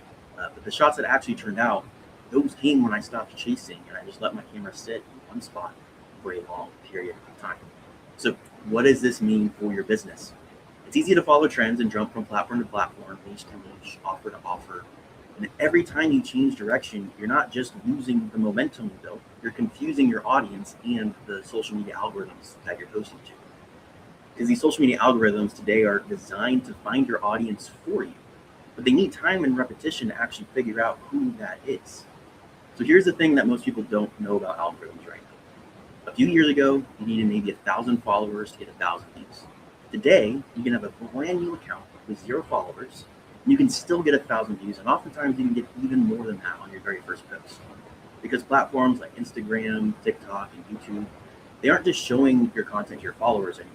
They're pushing it out to brand new people. They want you to be successful, because the more successful they make you, the more likely it is they'll keep posting on their platform instead of another. But here's the problem I often see. If you post about one offer one week, and then you post an offer for a completely different niche another week, the algorithm doesn't know who to send to you. It can't dial in who your audience is if you keep moving the target. So, a really quick actionable takeaway: pick one platform to focus on, pick one niche, one specific type of person that you're talking to, and pick one core problem to solve or just one core offer, and stay in that lane long enough for lightning to actually strike. Now, here's what I want to be clear about. This doesn't mean that you're locked in forever. I got multiple great shots that night. Here's an example of another one that I really liked. And they were, as you can see, it's a completely different angle. But for each of those shots, the camera sat in one spot for a very long time until I got lightning to strike. So give yourself that same chance, give the algorithm that same chance to learn who you are and who needs what you actually have. If you stay in one lane long enough for lightning to strike, you can make some sales, get some traction. And then if you want to experiment with something new, do it again, but just follow that exact same process. Stick with it, wait for lightning to strike again, and also continue doing what was working before. This is not the only shot that I got from this angle. I got several more because I wanted to get as many cool shots as I possibly could. So stick with it as you experiment with other things. So step 2 of 3, wait for the strike. Momentum takes time. Here's where most people end up quitting, because even when you do stay focused, the first few posts are going to feel like they go nowhere. And I want to explain exactly why that happens, because once you understand it, it stops feeling discouraging and starts feeling like part of the process. So out of 1,000 photos that I took, the first 100 were awful. Like you couldn't even see anything. It was way too dark or it was either way too bright. And as I was experimenting with different settings and different angles, your first posts online are going to feel like those first few shots. You're going to get really low views. You're going to get low engagement. It's probably going to feel like you're hearing crickets. But here's why that can actually be a really, really good thing. Low views can be a really good sign. Let's say you're in the home services industry. If I were to be scrolling through my feed and you post something that says, hey, homeowners, here's how to protect your roof for the winter time. I live in an apartment, as I mentioned before. I'm going to scroll past that post in half a second. Not because the post is bad or uninteresting. I just have absolutely no value from a post about my roof on my home because I don't need to worry about that right now. So that means that my view isn't really worth it to you. The algorithm sees that I scrolled and it learns, okay, this person clearly isn't the target audience. They lasted just a couple of seconds. And over time, it stops showing your content to people like me and starts showing it to actual homeowners or people who are typing in their search bar, what should I do to protect my roof? And so your reach gets more precise and more qualified. So a post with 100 views from people who actually might need your product or service is worth way more to me than 10,000 views from people who never will be interested in what it is that you're offering. And the other reason that this takes time is we are living in a trust recession. With AI getting more and more dominant, it's only going to get worse. And so people are questioning everything they see online, and understandably so. Is this real? Is this AI? Is this fake? And the way you build trust in that kind of environment is by showing up consistently, providing real, genuine value, and letting people get to know who you are and what you actually care about. Not through one post. You can't, tell everyone and make everyone believe that you are a real, not believe, but see that you're a real person if you just make one quick get to know me post. You do that through not even just a week of posting, but you're doing it through a consistent effort over time. If you continually show up, people are going to recognize you. I even had someone, I was shooting an event the other day, and they stopped me and they said, hey, Alex, they called me out my name, no idea who this person was. Said, Alex, I saw your post. Man, like you really called me out when you said you could be posting consistent. I was like, oh, hey, I'm glad, are you going to start posting? We were able to have a conversation about what that might look like. And I was able to give them some tips. Someone I had never met before had seen one of my posts. They never liked anything, never commented on anything. But because I was posting consistently, they got to know me to the point where they felt like they could stop me in the middle of an event and had started a conversation with me. So some key points that I want to bring up. Audiences need repetition. People see thousands of posts every single day. One post and then silence means that they're going to forget you before they finish processing the next one that they watch. Algorithms also need repetition. It can take up to 100 posts for the algorithm to really lock in who your audience is what I found through my testing for myself and also with other business owners. That said, one great, well-positioned post can change everything. Like I mentioned, I had a client started with 200 to 300 views, and then they got 30,000 in just 24 hours on my very first post. So it doesn't always take that long, but I would say it can take up to that long. And consistency beats intensity every single time. Posting every day for 1 week won't do nearly as much as posting consistently for 3 months, even if that just means you're posting for once a week, 3 months. As long as you're showing up consistently, that is what matters. My rule of thumb, before you even think about pivoting or assuming that this isn't working, give it at least 30 consistent posts. That's your minimum. If after 30 posts, nothing is gaining traction, then it might be time to reassess and try a different strategy. But I'd argue that most businesses don't even get there and they quit after post 5 or 6 when nothing's happening. And to be clear, I'm not saying post every day for a month. If that fits into your schedule, we're going to talk about how you might be able to do that next. Fantastic. You're going to get there a lot faster.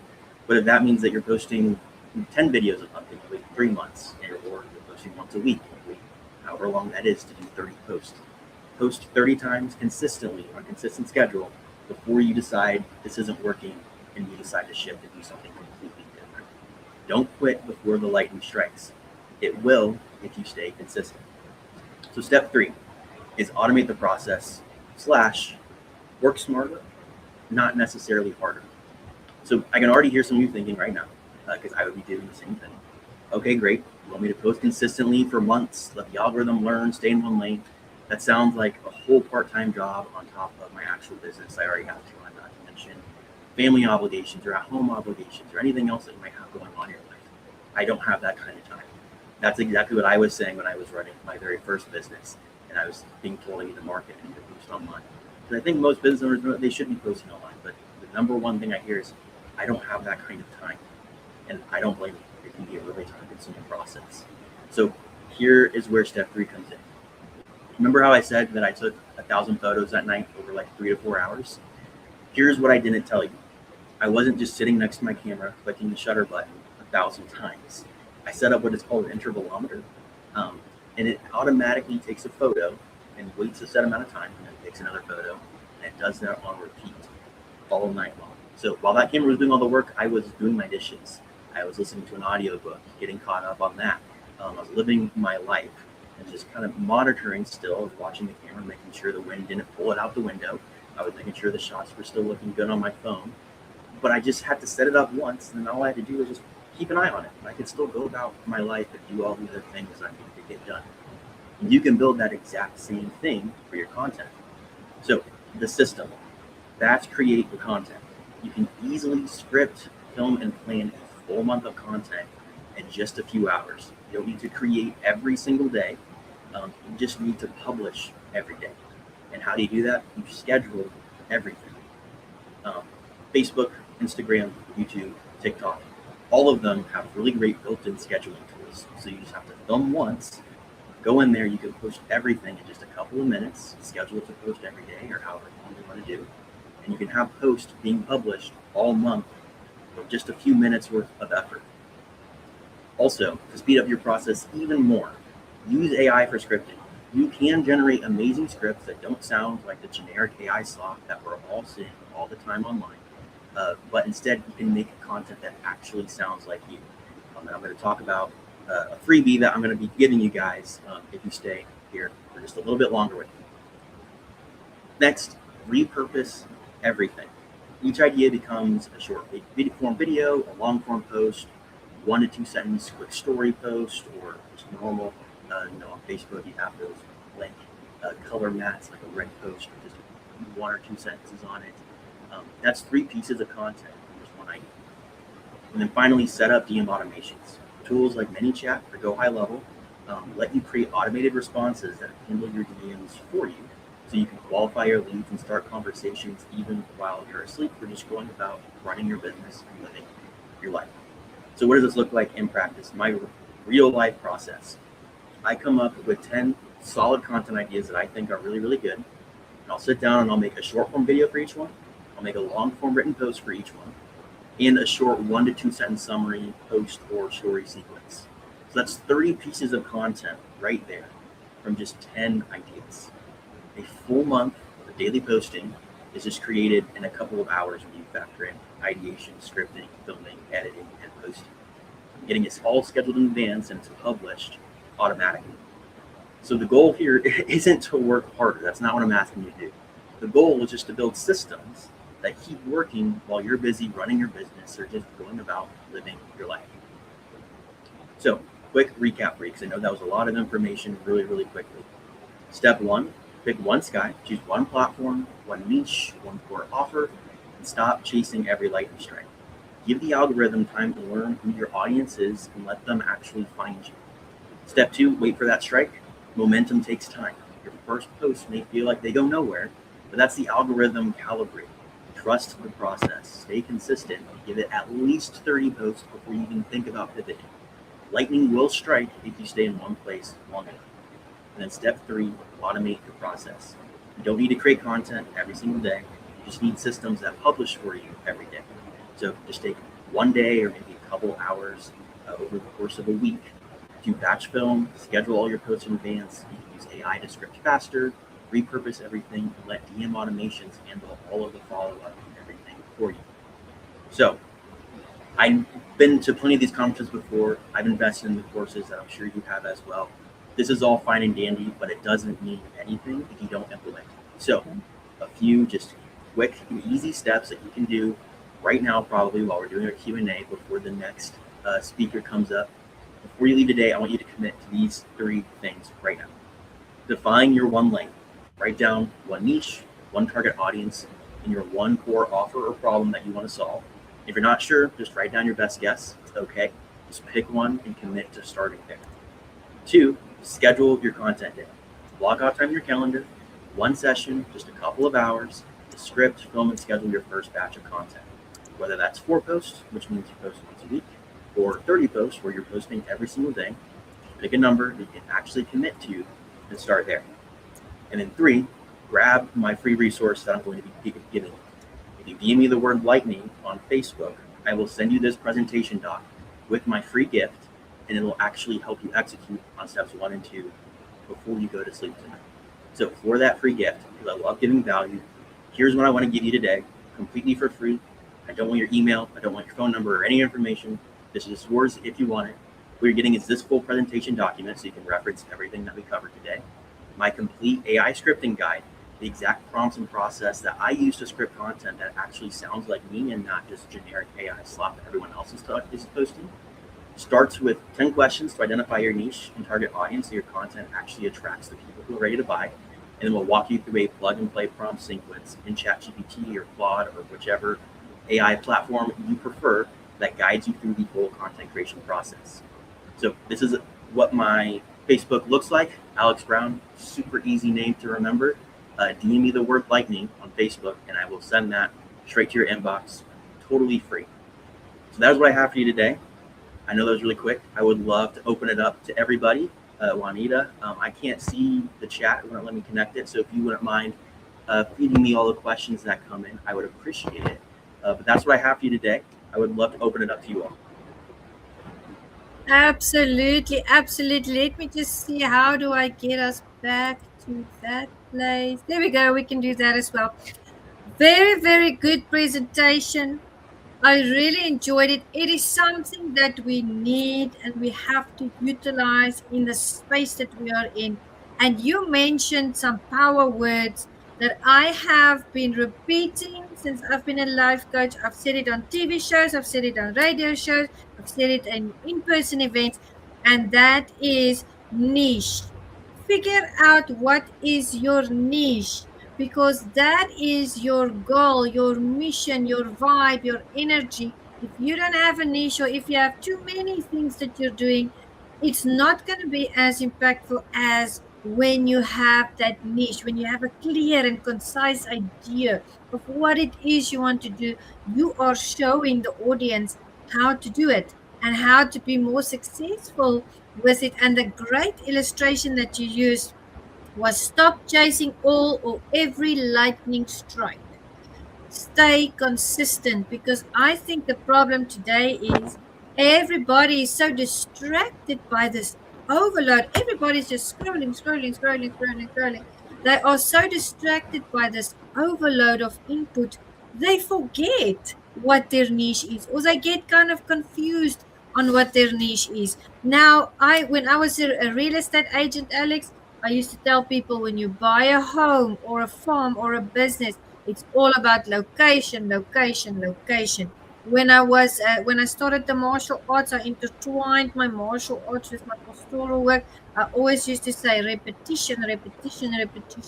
When you're doing that kata, when you're practicing that roundhouse kick, when you're doing whatever with martial arts, your weapons, repeat it over and over again. Stay with the basics, repeat it. And then in the church as well, if you want to get to know the scriptures. How do you get to know it? You repeat those scriptures to yourself out loud. You read it, you cite it to other people. So I absolutely agree with you. And when you were talking, I thought to myself, niche, niche, niche. You were really speaking my language, and I was so happy with your presentation, what you brought out about the algorithm, what you brought out about the 30-day period, making short posts and long posts, and then having all that content. Now, I want to give you some comments from the audience. And Jose says, thank you very much, because he is so excited. I sent him your Facebook. Bill Stack said he's giving a shout out to the MAM Hall of Fame. That's my Hall of Fame. Rabiul Islam MD said, totally awesome. We have my wonderful friend who I know extremely well, Joe Cortez. He's a Hall of Fame referee, a very knowledgeable person. He says, keep up the good work. And then Jose also commented and he said, thanks, Alex. Would love to connect with you soon over a virtual coffee. Niche, you made such a, I'm so happy that you're a part of this conference, because I can hear that you know what you're talking about. When people start working with you, what is that process like? How do you do an assessment of what they're currently doing and then tweak that for them, or what is that process like? Yeah, fantastic question. I think every business owner is at a different point in their journey, whether it's Yes. in business or if it is in marketing, which is kind of where I like to step in the most. So like you mentioned, the niche, that is absolutely the very first step in that document. If you deem me the word lightning, the very first thing that's going to be at the top are the 10 questions that I ask in order to really identify what your niche is. And I don't know about you, Juanita, but whenever I talk about niche, it doesn't necessarily mean I want to target 26-and-a-half-year-olds whose name is Jack and they go, they're vegetarian and they work out 3 times a day. Like, I think some people get way too specific with who the target audience is, and that stops. Right. And sure, that can help you if your product is really designed for a very, very specific person. But sometimes it's just figuring out, what is your audience? Where are they struggling with? Where are their pain points? What makes them angry? How can you help them with that? Because I think we all start our businesses in order to help in some way, shape, form, or fashion. And so if you can find out, what is it the people that I want to help, what are they needing help with? Where are they struggling with? That is step one, is figuring out what is that niche, identifying. How can we talk to that target audience specifically? Like I mentioned, if you're a homeowner and someone is promoting an apartment building, you're probably not going to be interested in that. You already own a home. So the algorithm is going to sort all of those things out for you, but they can't do that if you don't have a very specific audience. Yeah. That's right. Very good answer. You articulated that so well, because we cannot assume that everybody in the audience is familiar with what a niche entails. And I like the way that you set out your presentation, because it was easy to follow and it was very comprehensive about what you do and why you do it. I love the practical illustration about the lightning and how you took the photos. I love making things practical for people because they can then relate to that. So kudos to you on that. Absolutely. I'm sure there's audience members.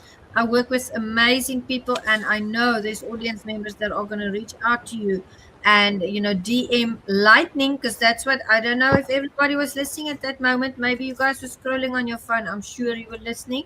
But Alex said, if you want more details, you need to DM him the word lightning.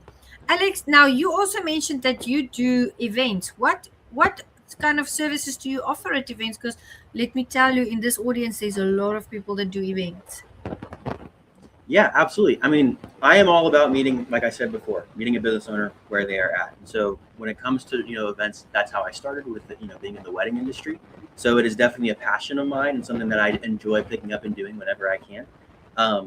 It really just depends on what, someone is looking for. So it isn't a situation where I have, a set offer or a set sales pitch for anybody here today.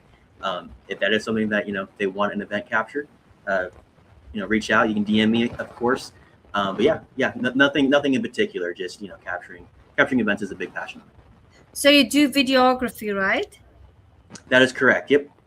And the editing as well. Do you do the editing? Yeah.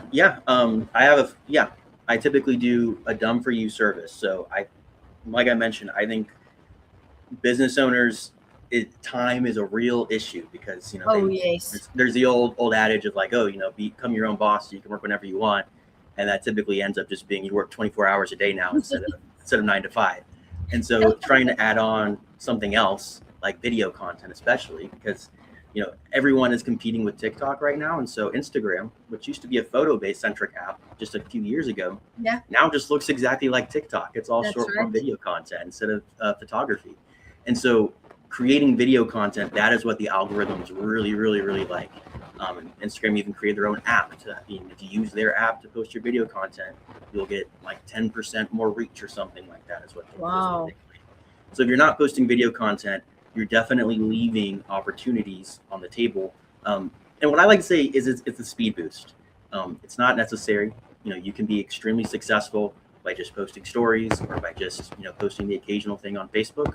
But if you want a speed boost, if you want to grow your audience and train that algorithm as quickly as possible, is the fastest way to do it. Okay, I'm hearing a little bit of feedback there. Would you just repeat your last sentence? Because the last sentence was drowned out with sounded like the radio noise. Yeah. So all of the platforms are competing with each other, and everyone wants to be posting video content. And so Yes. When you don't have to be posting video all the time, a lot of people will tell you post video every single day. I like to look at video as a speed boost, or you can even say it's a lubricant. It makes everything go faster. It makes everything a lot easier and smoother. So you can post just stories and be incredibly successful. You can post just long form text-based Facebook status updates and be successful. But if you want to move as quickly as possible and as efficiently as possible, video right now is the #1 way to do that. Very good. Very good. Important tip. You also had mentioned something really extremely important in today's life, and that was repurposing content, because people don't know the value in repurposing content. A lot of people think, and that's about chasing all those lightning strikes, right? Oh my gosh, repurposing that content. Tell the audience a little bit about that again for those who have just tuned in. I want them to hear that again. Thank you, Alex. Absolutely, yeah. I think, whenever I come out here and I say, look, it can take up to 100 posts to really see significant results in your business and to really train that algorithm. People are like, cool, I don't have 100 ideas. I can maybe come up with 5 or 10 or 15, and that is all you actually need. Because we see thousands of posts every single day, right? And so I don't know about you, I can't remember what the last TikTok I watched was, or the last Instagram reel I watched was, even though I probably did it, just not too long ago. I can't remember anything I saw today, actually.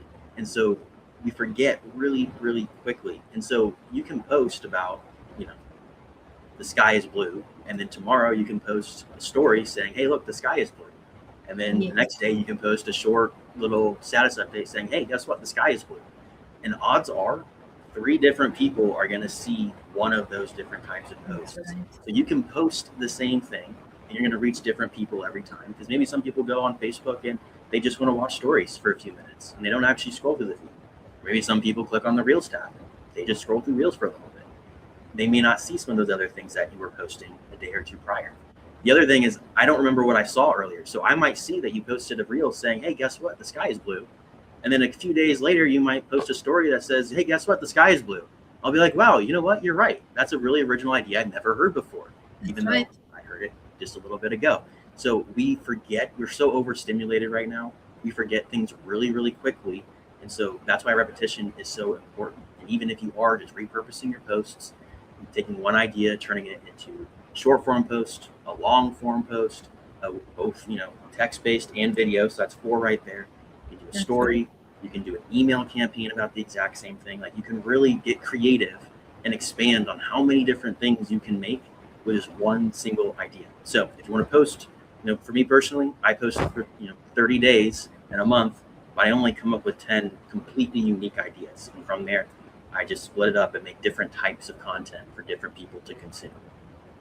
Very good. Very, very good. There's something that I do in the repetition part that I was thinking about while you were saying that. You're very, very skilled in your art. So congratulations on that. This has been very informative. I have taglines for what I do. So everybody knows already who's familiar with me and who's part of what I do. Meticulous Moments facilitates community upliftment through leadership development. So no matter what I post, I always work that in there. And then MAM, which is Meticulous Martial Arts Mastermind, I always say, join the journey. That's the tagline for MAM.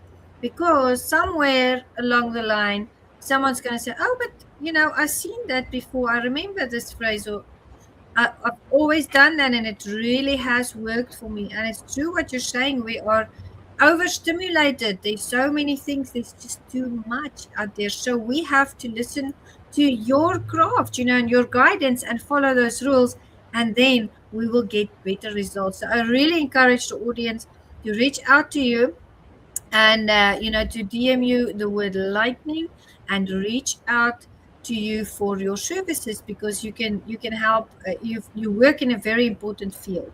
It's very important for a business to get traction online, because everything is changing. You mentioned the impact of AI today. I mean, how have you seen a difference between what has been happening in the business realm, even in the private sector, now, let's say 5 years ago up to today, with regards to the AI? Yeah, fantastic question. It is changing everything. And I'm sure you can see that when you're scrolling through social media as well. All of a sudden, a lot of different posts are starting to sound really, really familiar. And you're wondering, why is that? Well, it's because everyone is utilizing AI, as you should, because it moves things, it makes things, everything so much more efficient if you know how to use it. So I think a lot of people will go in a ChatGPT or whatever, and they'll type in, write me 10 ideas to promote my business. And if you do that, you're going to get extremely generic results, and that's when you're going to sound like everyone else. Part of, I'll give you a tease for that freebie that I'm giving you if you DM me the word lightning. The first thing that's involved in that is recording yourself just with your phone, going through and answering 10 questions. And when you answer those 10 questions, it's doing a couple of things. Number one, it's training the algorithm. Well, who is your target audience? Instead of saying, write me 10 ideas for my business that is based around martial arts, it's actually learning, well, that can mean a lot of different things. You might do martial arts for women, or you might do martial arts for children or adults, or there's a wide variety of things that can go into that. And so what it does is it helps you dial in, more specifically who it is you're talking to. It trains your AI.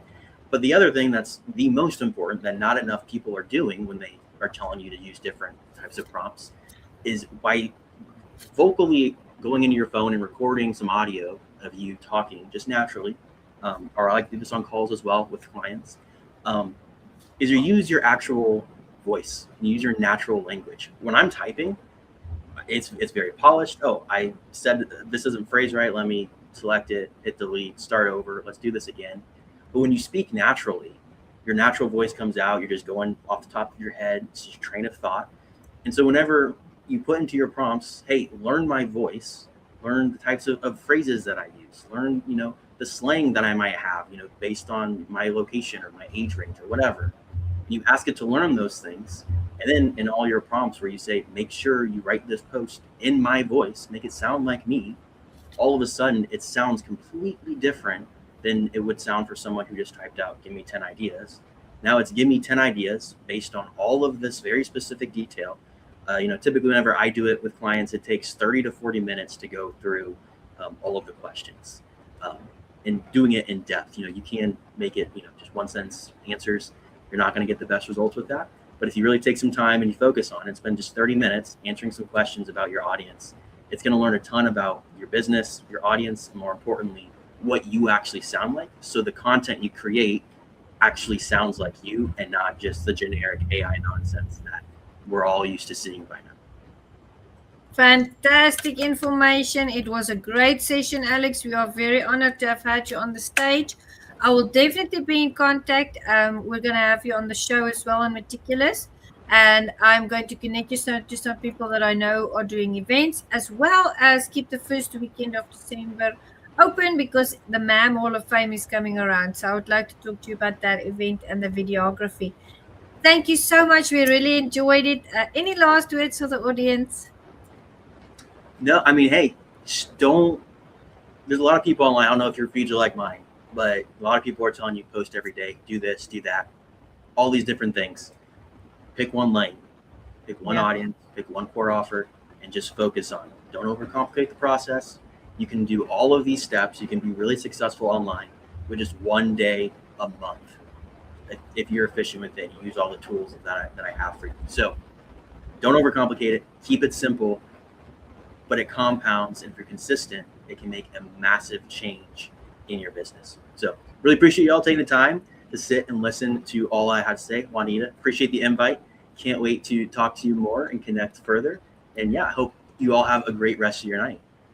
Thank you so much, Alex. Before I let you go, I just want to read you some comments from the audience that have been listening to what you have been saying.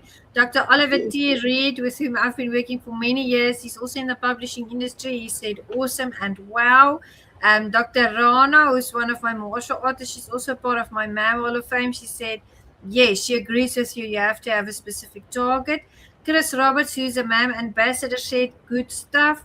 And then Sendo Tran, he's also one of my MAM Hall of Fame inductees. He is sending a lot of thumbs up. So the audience definitely enjoyed it. And we thank you so much for that. And we will see you very, very soon. Thank you so much, Alex. God bless. Appreciate y'all.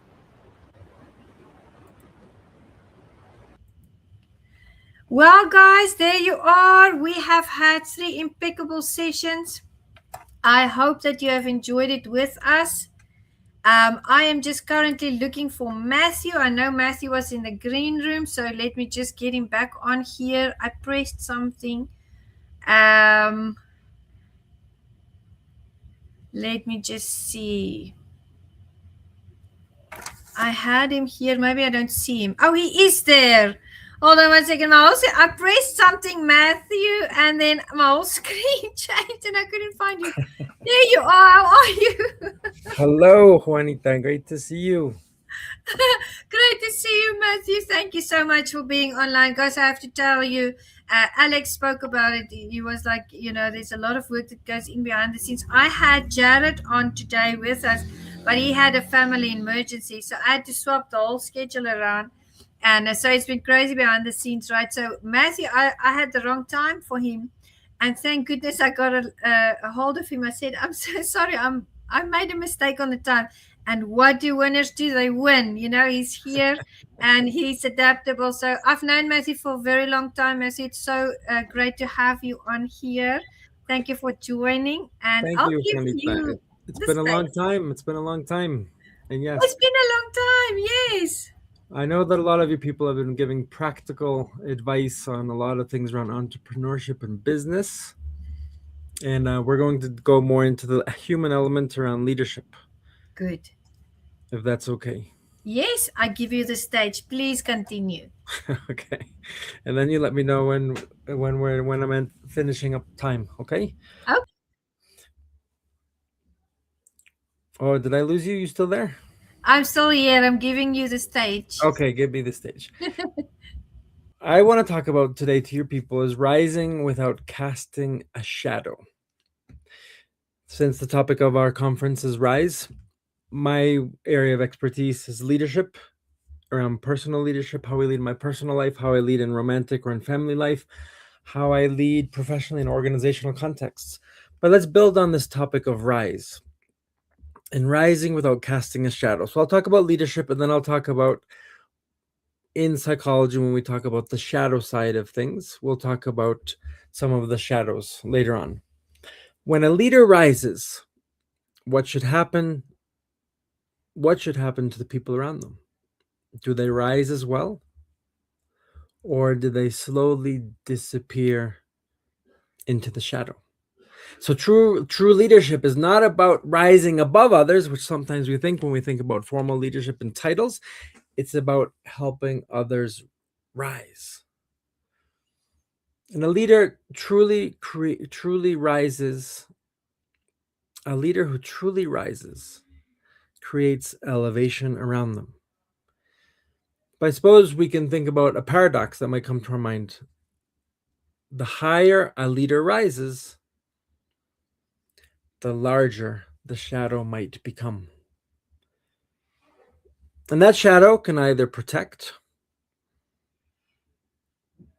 or it can also darken. So to the ends of our time together, we'll speak about the shadows. And the shadow, and also in the shadow can protect. Sometimes in leadership, a shadow can be overly protective, but also a shadow can cause darkness. So Simon Sinek, that's not an academic definition, but he has excellent phrases.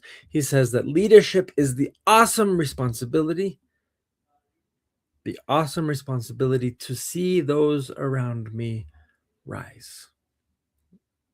Leadership is the awesome responsibility to see those that are around me rise.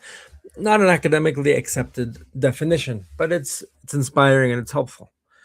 A few years ago, I was in a large corporate building waiting for an elevator, and the doors opened and very nicely dressed, highly executive looking people walked out. They were obviously important. They had important positions. You could see that just, the way everyone stepped aside and things like that. But something caught my attention in this interaction or in this moment. A young assistant who had been riding with them stepped out last. Her shoulders were slightly lowered. She avoided eye contact. And she quietly walked away. And I remember thinking, something just happened in that elevator. Leadership just occurred. Not because a decision was made or they were discussing strategy, but because someone walked out of that elevator feeling perhaps a little bit smaller than when they walked in. Leadership happens in moments like that. When people leave our presence, they either lead standing a little bit taller or maybe a little bit smaller. So the real question for leaders on this rise topic is simple. Do people rise because of us, or do they shrink in our shadow? And the measure of leadership is not how high the leader rises, but how many people rise because of you. And I want to talk about 3 simple points here before we get into other topics of leadership. Leaders create space for others to grow. We, as leaders, we are doors for people to enter new spaces. We are bridges for people to reach new places. Leaders create spaces for others to grow. And it's not just physical spaces. It's emotional, it's intellectual, it's intelligent, it's professional. Secondly, leaders multiply leadership. Common topic across a lot of leadership experts. Leaders don't create followers, they create more leaders. And there's many types of different leaders. And again, we'll get into our leaders born, our leaders made, all this other stuff around leadership. We'll keep it simple, but in the end, if leadership is influence, which is the simplest definition, we all influence in some way. So yes, we are all leaders in some way and in some sphere of our life and in some sphere of the lives of others. So leaders multiply. They don't create followers, they create more leaders. So leaders create space for others to grow, leaders multiply leadership, and then leaders elevate dignity, or we could say leaders dignify. And what does that mean? Leaders are able to meet specific needs that people have. And some of the basic needs that we have as human beings is that we want to feel seen, we want to feel listened to, we want to feel understood. We want to feel valued, appreciated, and taken into account. Those are 6 very simple points for leadership. If we do that at home, if we do that in the workplace, we will be successful. So when I say leaders elevate dignity, leaders dignify. People feel seen, people feel respected, people feel stronger. And I like the word respect because respect comes from a Latin word, which means to see the other deeply. It's almost like to to see the other twice. In other words, I see the outside, but I also see the inside. Respect. So leaders dignify. People feel seen, people feel respected, people feel stronger. After spending time with a real leader, people stand a little bit taller. A leader's shadow falls. This is a difficult phrase. A leader's shadow falls wherever their insecurity is unexamined. It's a complex phrase, but my shadow, we're talking about shadows. It's really wherever, not only, but sometimes it's where my insecurity is unexamined, or what we would, in simple English, we would say, my blind spots. A leader's shadow falls wherever they have blind spots. Now, let's get into power, authority, leadership, influence. Just to establish a clear academic knowledge around the words. Power, it's a force. Okay, it's a force to do good.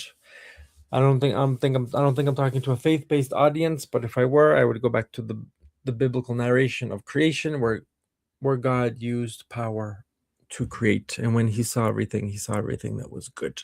Okay, so we can sometimes think of power as something that used over people, but essentially, power is a force that we are given, that we have. It's a sacred force to do good. We have the power to create, the power to make, the force to make things better, the ability to love, the power of love. But there's a shadow side to power, of course. We have the power to hate, the power to harm. There's many academic research around, the 7 types of power, and I won't go into those. I'll simplify them. John Maxwell has a great way of simplifying things. So I'm going to start how he puts it into 5 different types of power. Power of position, so a title, meaning I follow you because I have to. Then we have the second power is a power of permission. I follow you because I want to. And then we have the power of production. I follow you because of what you do, what you've produced, what you've done in the organization, because you're productive. And I admire that side of you. A fourth power is the power of people development. In other words, I follow you because of what you have done for me. In a very positive way. You've helped me grow. So that creates respect and admiration. And then the power of the pinnacle. John Maxwell likes to simplify things, so he puts these into 5 P words, as we can see. And it's really the power of pinnacle is because of who you are and what you represent. And in the academic side of power, that would be called referent power. It's really because of it's not only expertise, it's because of who you are and what you represent. And when we talk about authority, that would be called moral authority. In other words, because of who you are and what you represent for me, I give you permission to have power over me. And the same thing in moral authority. I give you authority over me. So that's power. I'm oversimplifying things, but I want to give you some really good content today to reflect on. Authority comes from a Latin word, auctoritas, which is very interesting because it's a word that has a few meanings, but it's the sense of the ability to give life. The ability to develop and to give life to something and to give birth to something almost. And when we think of author, we think of someone who's given life to a book, to a concept, to ideas in a very tangible way. And when we think about the authority, again, it's a sacred force where I must give life to others. I must develop. That's what authority is, the sacred force of authority. And again, we could talk about different types of authority as we could talk about different types of power, but we think about moral authority, which is what I just said about referent power or the power of the pinnacle, as John Maxwell says. It's when I give someone power over me because of who they are, what they represent. Then we have the word influence. We have power, authority, influence, and then we have leadership. The simplest definition of leadership, as I said, John Maxwell's definition is leadership is influence. Not academically acceptable. I'll give you an academic definition in a second. But influence is very interesting because it comes also from a Latin word, influo, influere, which means to pour into. If I had 2 glasses here and I took water and I poured something that's nourishing and life-giving into one, and I had a toxic liquid and I poured that into others, one is life-giving and the other is destructive. So is leadership ever neutral? I would propose that no. Because we are moral beings, as human beings, we are moral, and so ethical and moral elements always have to do with us. Leadership is never neutral. So we want to say, am I influencing positively or am I influencing negatively? In other words, am I pouring life and goodness into others and growth, or am I pouring death and destruction? And how do I pour into others? I pour into others through my words, through my behaviors, and through my attitudes. So how do I pour into others? So influence, how I pour into those around me. And leadership. So I said leadership is influence. We had Simon Sinek's definition. Leadership is that awesome responsibility to make those around me rise. I'll give you an academic definition now. Leadership, stay with me. Leadership is a dynamic process of influence of one person over others to reach a common goal. So we have a few elements there. It's a process, so it's dynamic. And I'll tell you in a second what the dynamic process is, what elements are composed there. It's a dynamic process of influence of one person over others to reach a common goal. Okay, so I like to use the triangle as an image. Okay, we have the leader, we have followers, and we have the context. This is the dynamic process happens between these 3 things, and then over we have a North Star, which is outside of that, which is what is our goal? What are we trying to achieve? Okay, and the leader leads people to that goal. Okay, in a specific context. Context is not a minor element, it's an essential element. And oftentimes it determines how we make decisions and how we lead. Okay, so leadership is a dynamic process of influence of one person over others, but in a specific context. Okay, dynamic meaning that leader influences context influences leader, followers influence leader influences followers, context influences both. There's a lot of that. That's what makes leadership. That's part of the art and the complexity and the science of leadership. Okay, and then we have a common goal that we're trying to achieve. And we want a healthy leadership is that I want my people to grow in the process. But of course, we also have a goal to achieve. Very good. So I'm oversimplifying things, but so there's a lot more that we could go into, but that's not for today. So that's what leadership is. So, okay, and that triangle is always a helpful element for the triangle of leadership. Okay, and then when we talk, I won't talk about it today, but if we ever talk about the toxic triangle of leadership, then there's very specific characteristics that make this up. But let's not get distracted. Leadership is not about strategy, and it partly is. It's not only about decisions, and it's not only about vision. It is partly all about those things. Leadership is also about presence. What happens to people when they encounter us? And again, I'm oversimplifying leadership because we know in organizational context and business context, there's a lot of business side to leadership, which is very important. But my focus today is on the human element, really managing the human element in me and in others. So leadership is about presence. What do people encounter in us? Okay, and I would say that one of the greatest challenges for leadership today is this element, is the human element. The ability to help others rise.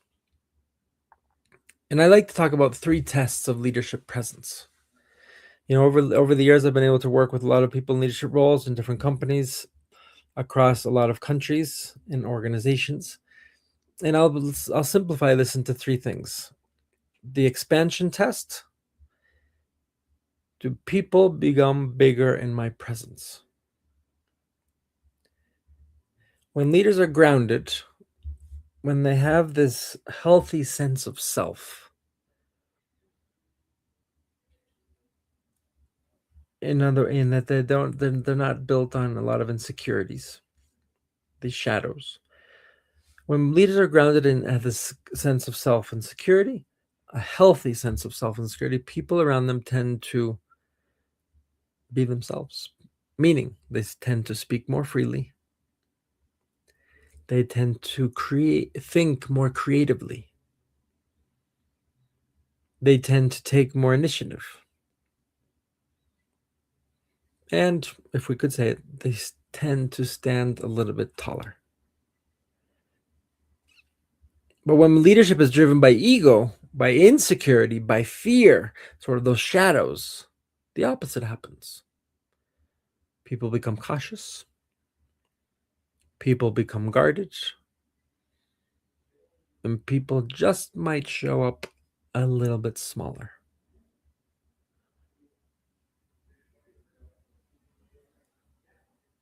So to the people around me, do they expand? Do they grow? Or do they contract? Leadership presence should enlarge people and not diminish them. So when we talk about leadership presence, that's the expansion test. Then we have the clarity test. A phrase that I often use with people that I coach. I do about 25 hours of individual coaching every week. And then I do speaking engagements like this, or teaching engagements, I sort of like to call them. The second one is the clarity test. And so a phrase that I use a lot is one of the greatest gifts that we can give our people is clarity of communication. And then when I do that, I usually walk people through a clarity of communication model. Won't do that today. But the clarity test, do people leave our presence with greater clarity or with greater confusion?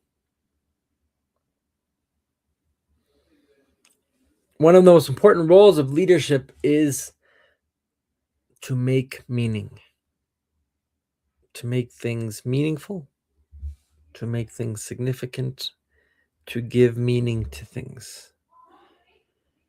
Leaders help people understand what matters.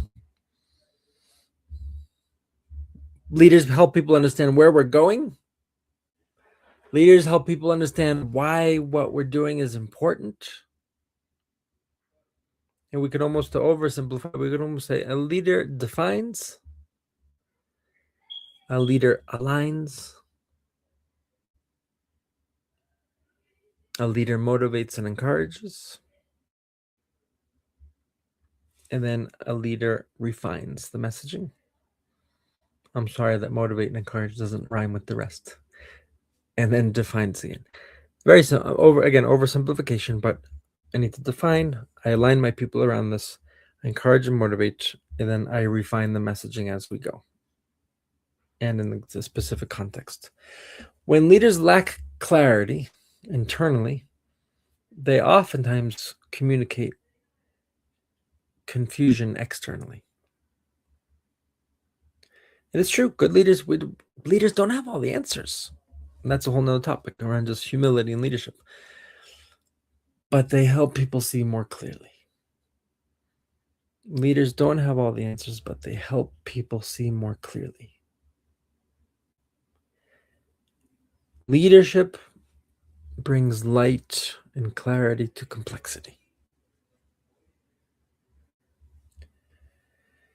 So we talked about the expansion tests and the clarity test. And now we have the elevation tests, talking about leadership presence, a way to test leadership presence. And this, we're going to go deep here. Do people feel more dignified after encountering you as a leader?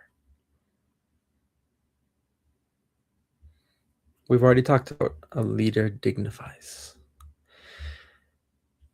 But we know leadership, yes, there's a lot of business elements to it. There's a lot of strategy and planning and execution. But in the end, leadership is relational. Every interaction communicates something about human worth. And after interacting with a leader, people either feel respected, seen, and valued, as we've talked about, or they might feel ignored, diminished, or invisible. So is leadership partly about achieving results? It is leadership, but it's not only about achieving results. It's also about how people grow in the process, how people grow in your presence.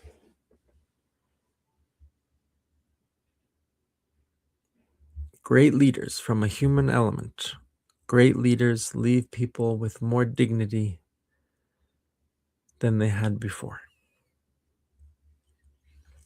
It's a nice phrase. We could debate the phrase because people inherently have dignity. If we go into philosophical anthropology, people have dignity in and of themselves. But a leader brings about a little bit of the shine of that dignity. Makes it more visible, more perceptive, more experienced. I experience my dignity in the way a leader treats me, or I don't. So when a leader helps people rise, going back to the rise topic, a leader helps others rise, and then these three things happen, as we just said. Three things happen. One is people expand, they grow in their confidence, they grow in their initiative. People see clearly, they understand the purpose of their work, and people feel elevated. Their dignity is strengthened. But then when the shadows take over, the opposite happens. People shrink, confusion grows, and dignity, self-concept, erodes. So perhaps the most important leadership question is not what happens when I enter a room, but what happens to people when I leave it. It's not what happens when I enter into people's presence, but what happens when I leave their presence. And as we said before, the paradox of leadership is that the higher you rise, the more dangerous your shadow becomes. Another phrase that I like to use is self-awareness is one of the greatest leadership assets. And this very much has to do with the same thing. Self-awareness is one of the greatest leadership assets. In other words, the more aware I am, the less awareness, meaning I go into as I learn more about myself, I go into the little rooms in my soul and in my heart and in my spirit, those rooms that maybe I didn't know exist, and I try to shed light on them. Because the more knowledge I have about myself and the more self-awareness, the less those dark rooms, those shadows will have over me. Easy to say, not easy to do. This is a lifelong journey. And why do, in my professional work, why do I do what I do is because I walk with people who are interested in opening all those doors and letting little bits of rays of light in there, who want to become better leaders. And naturally what happens is their self-awareness grows. For the mere fact of meeting with people on a weekly or bi-weekly basis for a period of 6 months, whatever it is, their awareness grows. And I would like to say that they leave any professional coaching relationship or therapeutic relationship, people leave knowing themselves better, where shadows have less power. Will we always have shadows? Yes. And they make us human, and that's a beautiful thing. So we don't want to condemn them, but we want to know how to regulate them so that they do not dominate. Because when they dominate in blindness, they become very dangerous. And we see this, we could use leadership examples in today's world who manifest this. So when leadership shadows take over, people shrink, confusion grows, and dignity erodes. Paradox of leadership is the higher you rise, the more dangerous your shadow becomes. And that's why the higher you rise, the more of a responsibility a leader has to work on themselves, which seems counterintuitive because, oh, if I made it to this position, if I made it to this where I am in the organization, or to be a business founder, business owner, then I must have it all together. The higher you go, the more responsibility you have to work on yourself, to develop yourself. You owe it to your people. You owe it to your organization. And of course, you owe it to yourself. We could apply all these same principles to romantic and family love.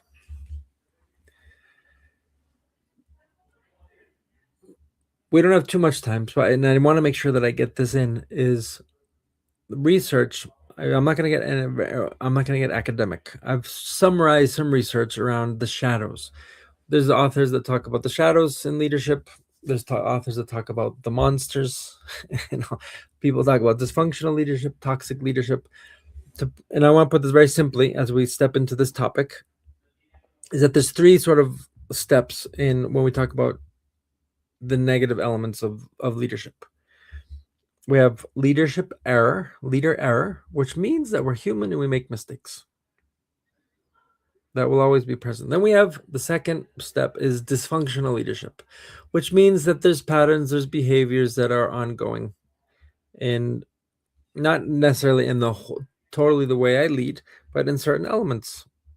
Okay, in that process of leadership, okay, it's a dynamic process of influence of one person over to reach your goal. So there's something in that process that's dysfunctional. The way I influence, the way I connect with others in reaching a goal, in paying attention to context, in the way I connect with others, something's not working. Okay, and it's a pattern, and then hence why it becomes dysfunctional. Okay, and we want to pay attention to that. So we have leader error, that we make mistakes. A dysfunctional leader is blind to some of the dysfunctionality and oftentimes doesn't have the humility to recognize where things, they might not take feedback well or something like that. So they're not paying attention. So things just become patterns. And it's usually pieces of the puzzle, not the whole puzzle. And then we have the third element, which is toxic leadership. Toxic leadership is, people use this term too easily, but it's a very extreme element. Okay, and I won't go deeply into it, but we want to be careful not to use the term toxic leadership too lightly. Toxic leadership there's a lot of science around it, so I won't get into it, but it has a lot with negative intentionality. In other words, yes, it has to be that someone has a conscious or unconscious intent to do harm. Okay, and then there's elements around the followers, elements around the context. We won't get into that, but we want to be cautious when using the word toxic, because toxic is something that poisons an environment. And we wouldn't say that dysfunctional leadership doesn't necessarily poison it. It hampers, definitely. Okay, and it can make things more difficult, but it doesn't poison. Okay, so anyways, that's in this research around types of leadership or negative leadership. We have leader error, dysfunctional leadership, and toxic leadership. But I want to summarize some around the shadows. I'm going to give you 8 simple points of how shadows, this is very much summarized, where the destructive shadows come from. 8 points. Number 1, an irregulated and mismanaged ego. And again, we could talk about the tendencies of narcissism without condemning it, because we all have narcissistic traits. There's a healthy element to it for self-protection. But then we have the distortions and when it becomes an illness and all that. Okay, but an irregulated, mismanaged ego, an ego that is very much inflated, very much self-centered, has a lot of blind spots. And again, we all have an ego, and we have to. It's a very healthy thing to have. But when it's irregulated and when it's mismanaged, when it has a lot more power over me rather than my values having power over me. That's number 1. Second one, a lack of self-awareness and self-knowledge. And I've already said self-awareness is one of the greatest leadership assets, and the lack of self-awareness is one of the greatest leadership liabilities. So the lack of self-awareness and self-knowledge is a source of destructive shadows. There's a very common, it's common nowadays around 2 things. People, this is a parenthesis, but people say, oh, I am totally self-aware. That's an erroneous phrase. It's an erroneous affirmation, because no human being is totally self-aware. Life is a journey of uncovering the mystery. We're always learning more about ourselves. Are we as aware as we can be in our given time? Because we're making an effort? Well, yeah, we're doing our best. We're not totally self-aware, so we want to pay attention to this. We all have blind spots. Okay, and life is a journey of uncovering the mystery. We are mysteries first and foremost to ourselves. So anyways, lack of self-awareness, lack of self-knowledge. Okay, that's why workshops and a lot of self-reflection, meditation, mindfulness, and all of these things are very helpful. Okay, exercise. There's many different ways that we can enter into to learn more about ourselves. Yes, formally in organizations, there's 360s and there's self-assessments and all the different things, or what I do through leadership coaching, all that helps in increasing self-awareness. Number 3, the abusive use of power. We already talked about power as a sacred force for good.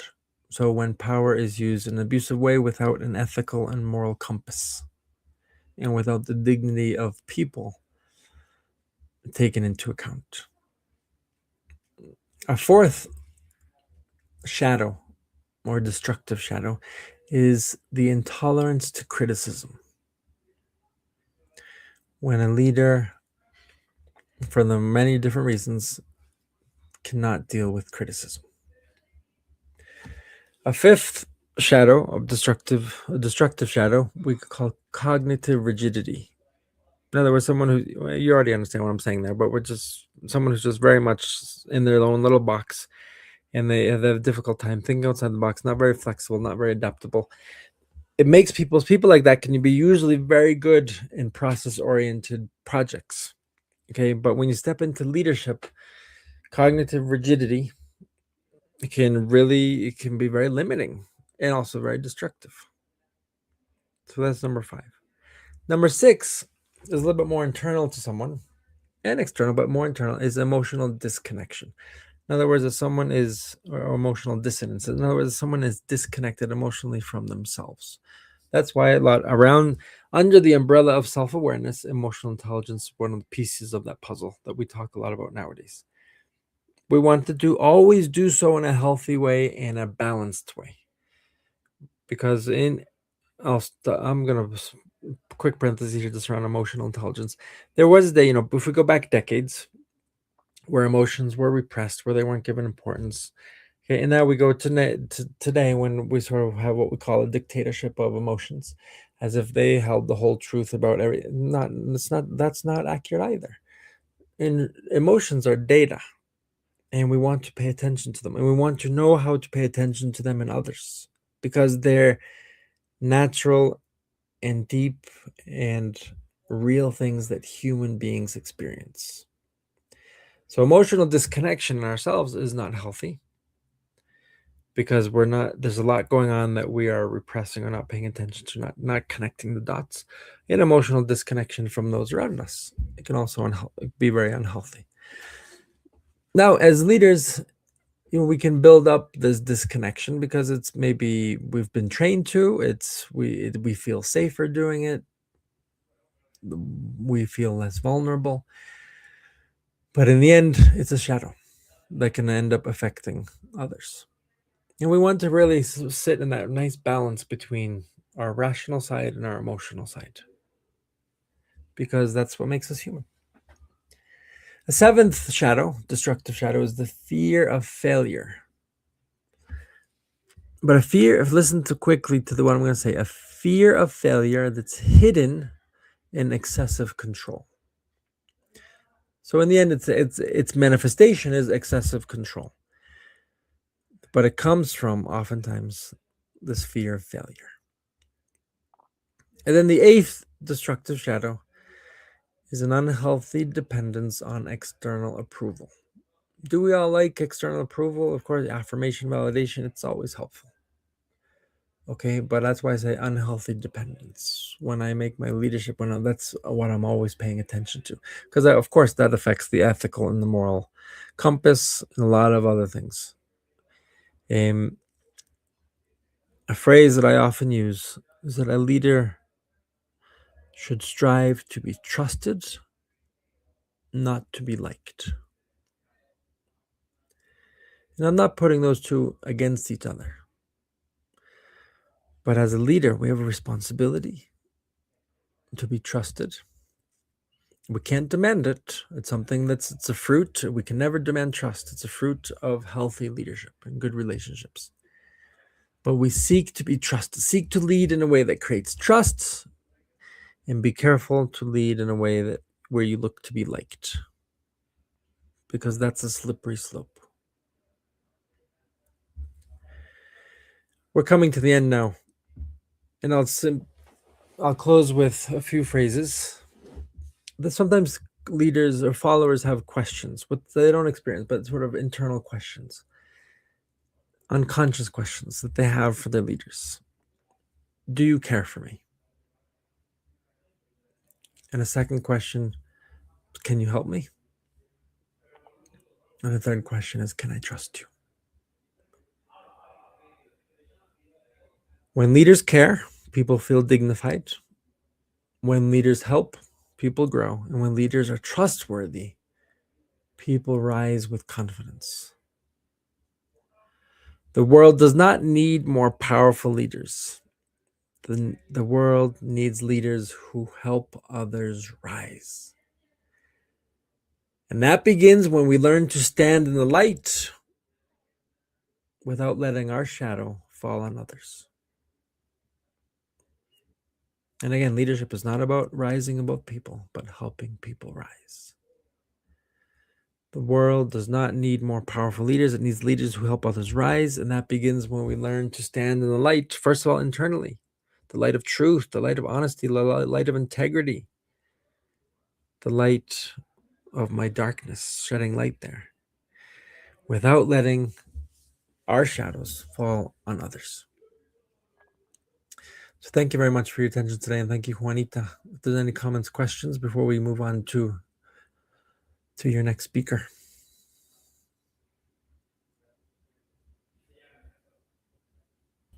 I am muted. I'm sorry. Absolutely phenomenal presentation. I've learned so much. I've been making so many notes here, and I have questions, just racing through my mind. And you touched on a topic that I see a lot these days, and it's something that people never used to talk about. And we all knew it was there. We all sensed it in some of the leaders that we were following. We sensed it in some of the authoritative figures that were in our lives, but we couldn't put a name to it. And now, as these studies are coming out and people are being loud about it, you mentioned the word narcissistic leadership or narcissistic abuse. I would like you to explain, because you have a very rounded knowledge about all these topics, and I'm going to ask you something about all 8 of those points that you mentioned. You're going to put me on the spot. Right. So I'll just elaborate and leave it like an open question. So, narcissism. How do people recognize it when? Because let's be honest, as mentors, we have mentors. And as leaders, we have people that lead us as well. I did a conference years ago. I believe you were in that same conference, I think. And the person said, never trust a mentor that doesn't have a mentor, right? Because we all learn, we all have someone that imparts into our spirit and our journey. How do people out there realize, or what is something they can look for to make sure that they are not in the presence of or in the guidance or teaching of a narcissistic person? What does narcissism look like? Well, first of all, so I said there's a healthy side to narcissism. We all have it. Okay, and this is where we want to be careful, because people, like with toxic, people use this word very, I don't like you, you're a narcissist. So we all have it, and there's a healthy side to it. Now there's narcissistic traits, narcissistic characteristics, and then we have narcissistic disorder. Yes. And narcissistic pathology. Okay, I'm not an expert in this, but that's sort of laying out. And sometimes we as human beings, we like to go to extremes. So we all of a sudden diagnose people as a pathology or as a disorder, when not necessarily true. Okay, so this first of all, I would just Google what narcissistic traits. But there's a very good, the best reference book is the DSM, right, which is this book of psychology. And the DSM is I think the 5th version or 6th. I can't remember what it's in, but psychologists, this is their reference book. Good. Fantastic. That Because has a few pages on from a scientific perspective of these things. like a medical perspective, or more like a inherently psychological perspective, No, or yeah, and but medical from a psychological perspective. psychological Okay, perspective. so the medicine of psychology and psychiatry, so how they would diagnose people. So that's their reference book for around all of these things. It's very interesting. Okay, so that's the simple answer to your complicated question. Absolutely, absolutely. Because you know what I was thinking when you answered that, and you articulated that very well. Lots of people, and many people, have narcissistic tendencies. You know, Yeah. in a certain situation when they are triggered, Right. but they might not be diagnosed per Right. se. As a disorder or pathology, yes. Okay, and a lot of it comes from, well, there's different things that it can come from. But when part of it's sometimes going back to what I was saying, is part of it's just our blind spots. As human beings, there's something about us that makes us very self-centered. Yeah. And part of narcissism is that, right? And it comes from a Greek story, right? Of there's a flower. I don't know if it's called that in English, a narciso in Spanish. So it's, but anyways, the person Nars, I forget his name, but anyways, it comes from the Greek narcissist. He Yeah. looked at himself in the mirror and in the water, his reflection in the water, and fell in love with himself. So that's where the word comes from. It's the from that sort of myth or story or legend about narcissist who looked at himself, his reflection in the Mythology. water, and fell in love with himself. And that's where the term comes. So someone who's very self-inflated and sort of focused on Self-absorbed. self-absorbed. That's very well said. I'm thinking, you know, and you mentioned about spirituality. We can see that, of course, in the enemy, in the Word of God. You know, there was this total love of self and disassociation from God and His purpose, and very distorted, irregulated egos. They're mismanaged, inflated, like you mentioned. You know, Yeah. very self-centered. So I used to, when I was preaching and when I was serving in all the councils, I used to.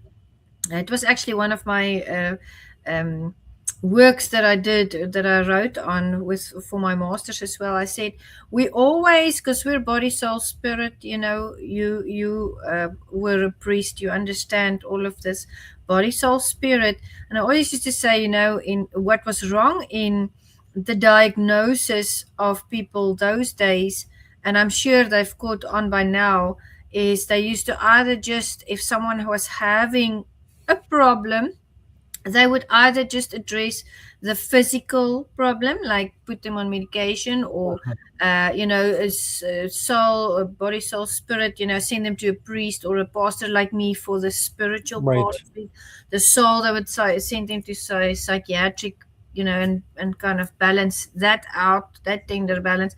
And I said, why don't we do a holistic healing on people? Why don't we conduct all of these Right. instead of just addressing one area? Because now we're fixing the one area, and it's bound to happen that that's going to affect the other two areas worse. It's like a flow, you know, the Right. energy between. And I believe that that's the same with the leadership that you provide people. And that's why I believe in your coaching. I believe in what you do, and I vouch for your work. I've known you for a very long time because you take a holistic approach. I do, and I suppose my background helps me to do that. But yes, Yes. because in pastorship or in the spiritual side, we can over spiritualize difficulties, which is not healthy, or we can over psychologize, or whatever that word would be, psychologicize, Yes. I right? don't know. Or, but anyways, you understand that, you know, and so Yes. a holistic approach, but it's more complex, but and as we know, any services that we offer can also be pricey, so it's hard for people to be able to do that. But I think one of the values in the services in me is, and it's no credit to me or no merit of my own, it's really what my life experience has enabled me to do, being able to work in all these different areas, and I bring that nicely together, as you said, in a holistic approach to leadership. It's a gift, really. It really is a gift. You know, you've had the all-rounded version in training in these fields, and you amalgamate them, you bring them together, and you help a lot of people. I mean, the level of information that you've provided, you know, those steps, I put it in the comments for a reason, because I know there's people that's going to watch this replay, and that is going to help them. Now, tell the audience Live, love, lead better. Tell the audience what you do and how they can become a part of your Yes. wonderful And we program. might have some people joining right now that thought that my conference was starting right now. So just to let them know that I already gave it, and they can rewind and watch it if they want to. Fantastic. Okay, but so lead, love, and live better. That's my little phrase. It's just as nice. It has a nice ring to it. I work with people in leadership roles in different sectors, whether it be in business, corporate world, whether it be the political world, or whether it be the faith-based world. Really, and yes, to put it simply, to help them lead better, love better, and live better. I work with them in those 4 stages of leading in my personal life, leading in my romantic life. So I do coaching, marriage coaching and relationship coaching for people that are preparing for a committed relationship, or people that are in a committed relationship and want to know themselves better and know each other better and love better. And then how to lead professionally in an organizational context. There's a lot of underlying principles that are similar, but then the application is different. Okay, but I do firmly believe, as a lot of executive coaches focus on the professional, for me it's very important. I don't like to divide the human person. So I firmly believe that when we lead better in our personal lives, that will have a positive effect professionally. And when things are going better professionally, that will positively impact the personal. And then we could put the romantic in there as well. But yes, so that's basically what I do. I do a lot of hours of coaching, individual coaching during the week, and I love doing presentations like this, speaking engagements or teaching engagements. Very much enjoy them. So that's what I do. Absolutely, absolutely. I've got some comments here. Sendutron says, thank you very much for sharing your knowledge. He really enjoyed your presentation. He learned a lot. Herman Kordom, he is a South African fellow martial artist, and Nice. he says he's watching from South Africa. Thank you. And Thank you. yes, yes. So this is global. There's a lot of people watching from all over. And, a lot of the people that I work with, you get this scenario. They are either doing exceptionally well in their personal life, but their business is failing. It's like a scale. It's like a balance. It's like a flow. But they're not doing so well. Personally, it might be going great, but professionally, it's just not. There's something, or vice versa. Right. How do you take them through a certain type of course, or does it differ? How long are your courses for? How do they contact you to become a part of that? And what is your intake? What do you have, a selection process? You have to be willing to work on yourself to be better. You want to be Yeah. be willing to be better and want to be better. And I'm very broad, but and then there's different. I don't necessarily do courses, but there's sort of programs, and there's, depending on where we're at, I use different types of assessments. That helps.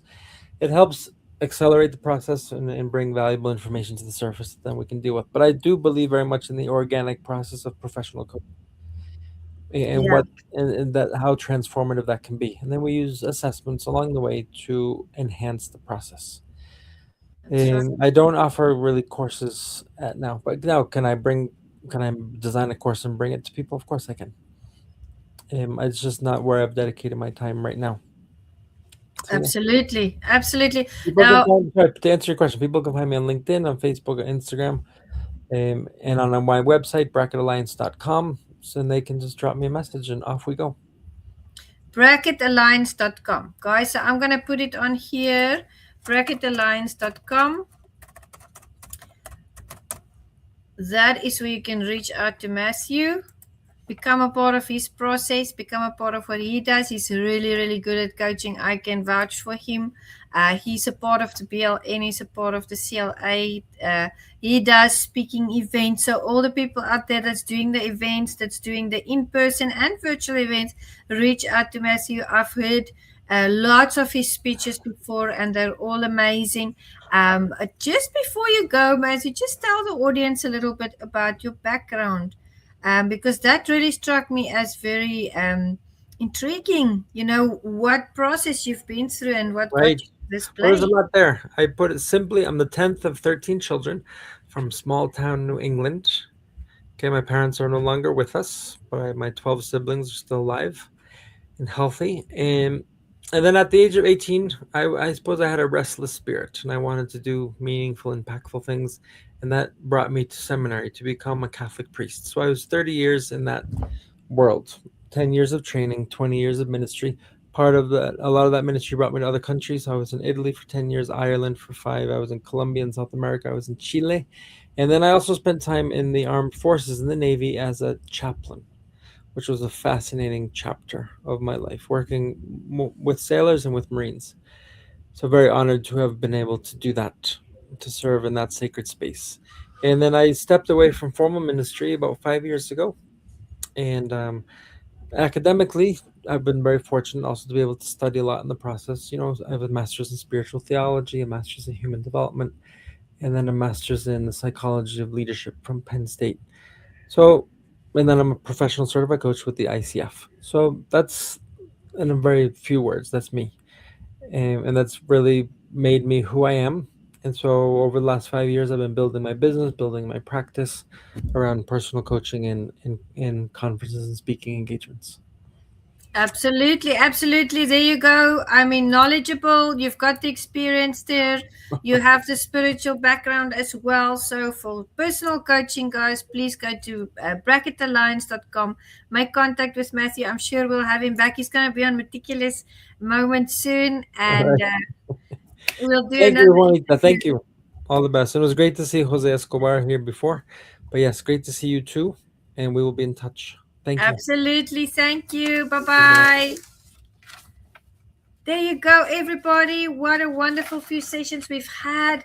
Shout out to Herman Cordon, because I think it's like 4 a.m. in South Africa and he's watching Matthew's speech here. So dit wil gedoen wees, soos wat ons in Suid-Afrika sal sê. Now, while I'm waiting for Randall, Alex Brown was talking, and he was talking about, how we watch all these reels and we can't really remember what was the previous TikTok that we watched. And that's true, right? So I was thinking about this, and this is now for my friends there in South Africa who support me, who I work with in the martial arts space, in the public space, and also in the authorship space. There is a new chap. I'll put his details in here if you want to follow him.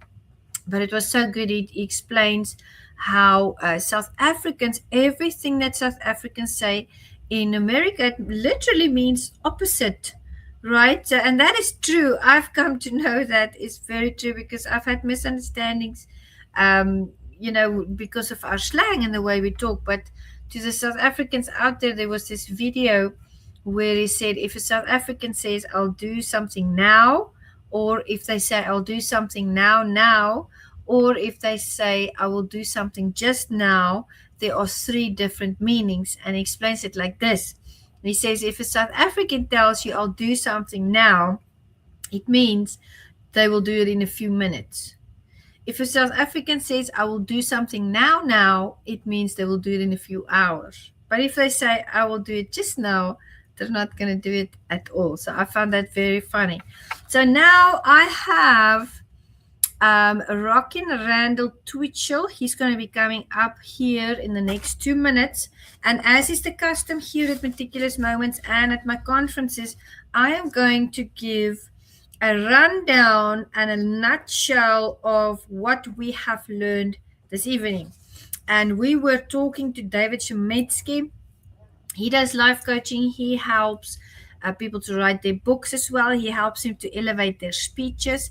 He's had a lot of experience in the business sector as well. In the coaching space, I launched one of his books in New Jersey a few years ago. I have a copy of that book. But since then, he's been writing more. So make sure you reach out to him. I'm going to make their contact details available after our session ends.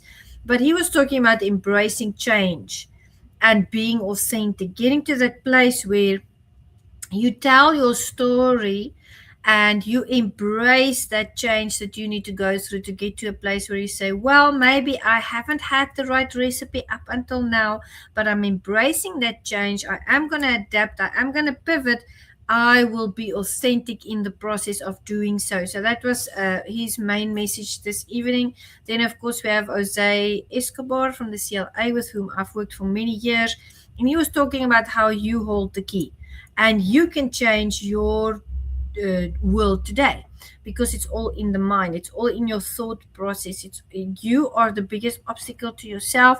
If there's something that you want to do, you can decide in your mind what you want to do, and then you can do it. You have the power to do it. So we were talking to people who are rock bottom at the moment, people that are really feeling like they are stuck between a rock and a hard place, and just encouraging them. He was encouraging them to just understand that they hold the key. They have the map within themselves to change their lives.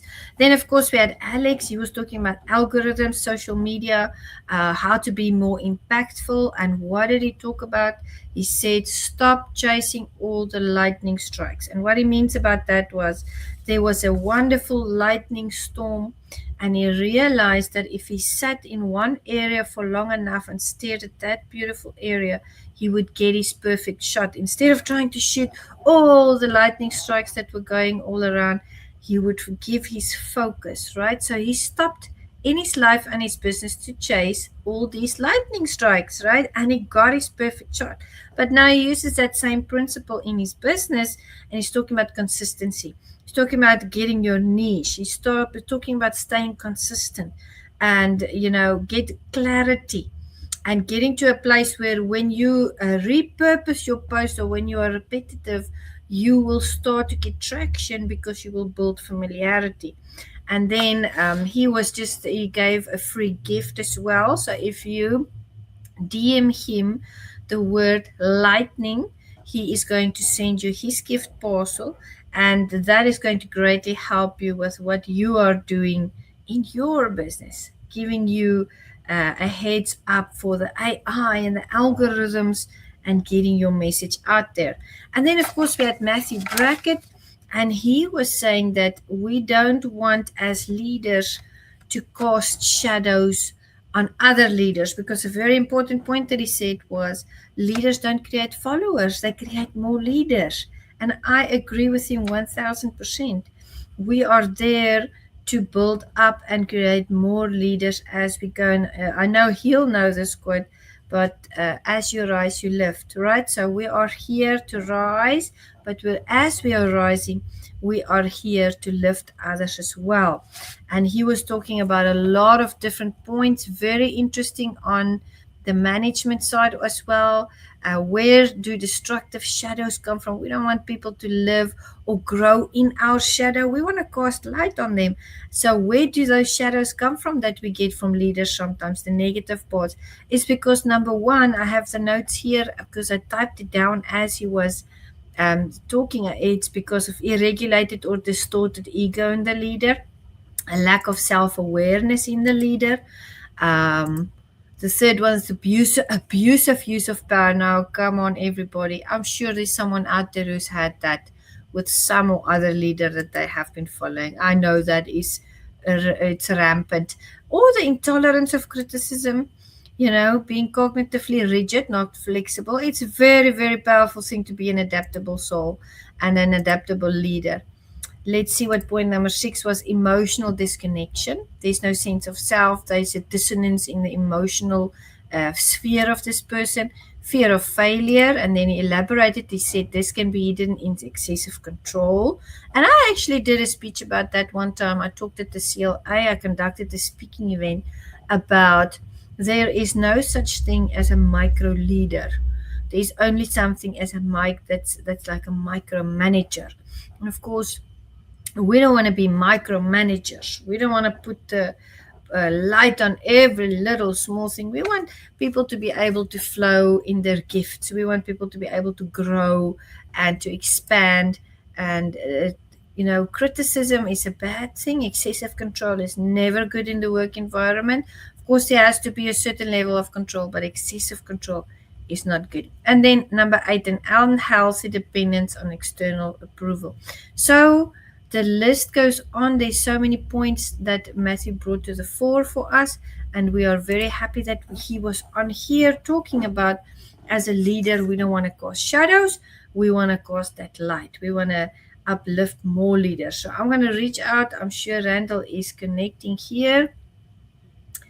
he will be with us soon. Let's read some of the comments that we find here on the live.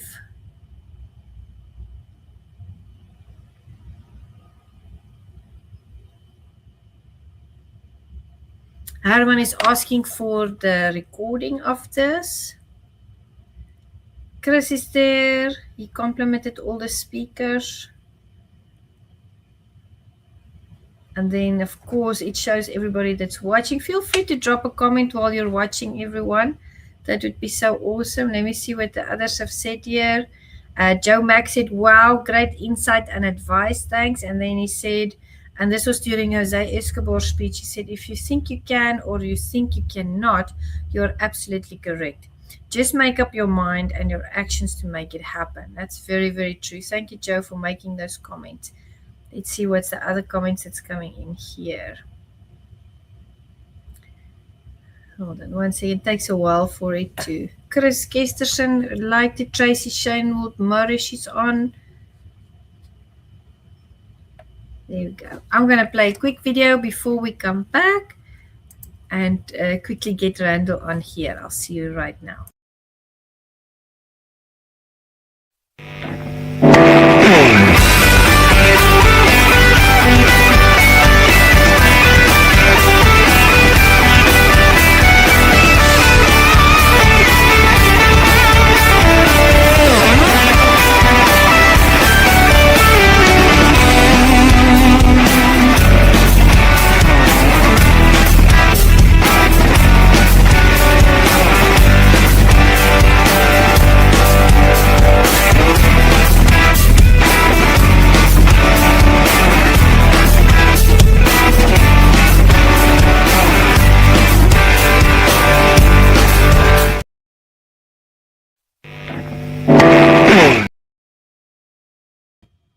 Okay, everyone, so we're waiting for Randall to get on here. He's got the link. I'm sure he's going to be with us. He is on California time, so we're just waiting for him to log on. In the meantime, Meticulous Moments news. There are going to be so many amazing speakers on this week. I believe Wednesday afternoon at 3 p.m. It's Grandmaster Max Messiah. I have, of course, my session with Vince Morduko on Wednesday, 9 p.m. And then on Thursday, I have Sigung that's coming on here with me. And tomorrow, I also have 2 surprise sessions. Now, they are also from the USA, but very importantly, so they're going to be talking about their journey with the martial arts. And they are also going to be sharing about their involvement with MAM. So make sure you don't forget about that one. I know there's going to be a lot of information sharing. I know there's going to be a lot of surprises as well, because Meticulous Moments is expanding, and so is MAM. MAM is Meticulous Martial Arts Mastermind. That is what MAM stands for, and that Hall of Fame started in, I believe, MAM, the actual group, started in 2020. The first Hall of Fame was in 2024. Then 2025, I conducted an online event because of all the shutdowns. And then this year it's going to be an in-person again. So I'm going to have a lot of the facilitators back this year in person. So if you're a martial artist out there and you have December, the first weekend open, you're not booked for any engagements there yet, make sure you are with us in Dallas, Texas, the first weekend of December, because that's going to be our first, that's going to be the event. And I'm also working with Jose Luis Torres. He is helping me to put together a tournament. So on the Friday night, what we'll do is we will be putting together a meet and greet. And the Saturday will be, of course, the seminars with all the facilitators. Saturday evening will be the award ceremony. And then the Sunday would be an event. It would be the tournament. So make sure you reach out to me. You have to start nominating. You have to start nominating the people. It takes a lot of work behind the scenes to get everybody in gear and ready with their letters, with their with all of their paperwork, etc., their award name, etc. Their plans. We don't want them to miss out on this event. Now I'm just going to resend that link to Randall. He's having trouble getting in, so hold on 1 second. I know Jose had the same problem earlier. Sometimes StreamYard does that, so I'm just going to be resending him the link here so that we can hear his awesome presentation. It's been so refreshing to put this together and to start this up again. I used to do this often, so I'm back. I'm going to be doing it more often. And I want to say to the people out there, if you have a story that you need to tell, if you're a public speaker, if you're an author, if you feel that you want to come onto the stage and share, there's going to be a lot of these, there's going to be a lot of conferences. Make sure you get in. Make sure you get your slot, because it's important that people hear your story. We all have a story.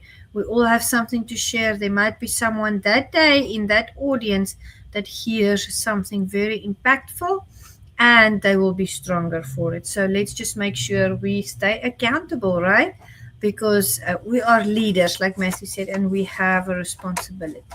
Leaders have a responsibility. So come and cast that light on people's lives, not a shadow. Come and cast that light, bring that teaching, format someone's mind, shape their character with what you have to say. Speak your truth. Very important that you speak your truth. Leadership is not easy, but it's a blessing. And if we lead well, then we know at the end of the day, we can say, you know what, today I did my best. And I did my best for my people, and I'm going to shine, and I'm going to help them shine. And that's what MAM does. MAM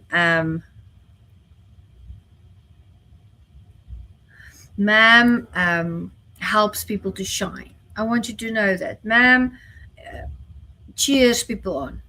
This is what we do. We celebrate each other's accomplishments. This group, this MAM group, they are happy for each other when good things happen. They cheer each other on. They help each other. They open doors for each other. It's just incredible. So it's a worthy group to be a part of. Make sure you go to the page, the MAM page, Meticulous Martial Arts Mastermind. I'll put it in here. We're still waiting for Randall. I'm sure he's going to be with us soon. But make sure you Google it or search it on Facebook, Meticulous Martial Arts Mastermind. Let me show you what it looks like. Okay. Looks like this. It's got a karateka in the corner there, right? And we want this group to grow. There's 856 members in there, just in the group. There's way more MAM members, but they're not all in the group yet. So make sure that you share it. Go in the group, join the group, come celebrate everybody's wins and share it. I'll tell you who I'm interviewing tomorrow. It's going to be so incredible. I'm interviewing Jamie Cashin and Troy Dorsey. What a lineup, right? So it's going to be very, very cool. Who's Wednesday? Grandmaster Max Messiah. And then in the evening, Vince Marduko. And then on Thursday, I can't pronounce his name very well. Also a great Grandmaster, Si Kung. Let me see if I can pronounce his name correctly. Si Kung. Is it Si Kung or Gong? Si Kung. Angel Alberto Velasquez. I don't know if I said that right, but he's a Grandmaster. I've sent him his intro video as well.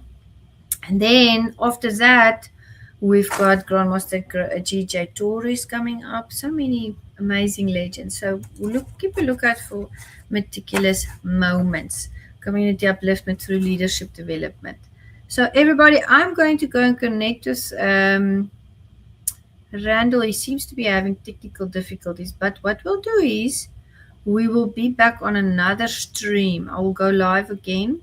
I just need to make sure that we do a test behind the scenes as well, so that we can get around to getting him online. I know he advertised it as well. So I'll be back in the next live. Look out for his session. Thank you so much for joining, and stay tuned. We'll be back in a few minutes. Thank you.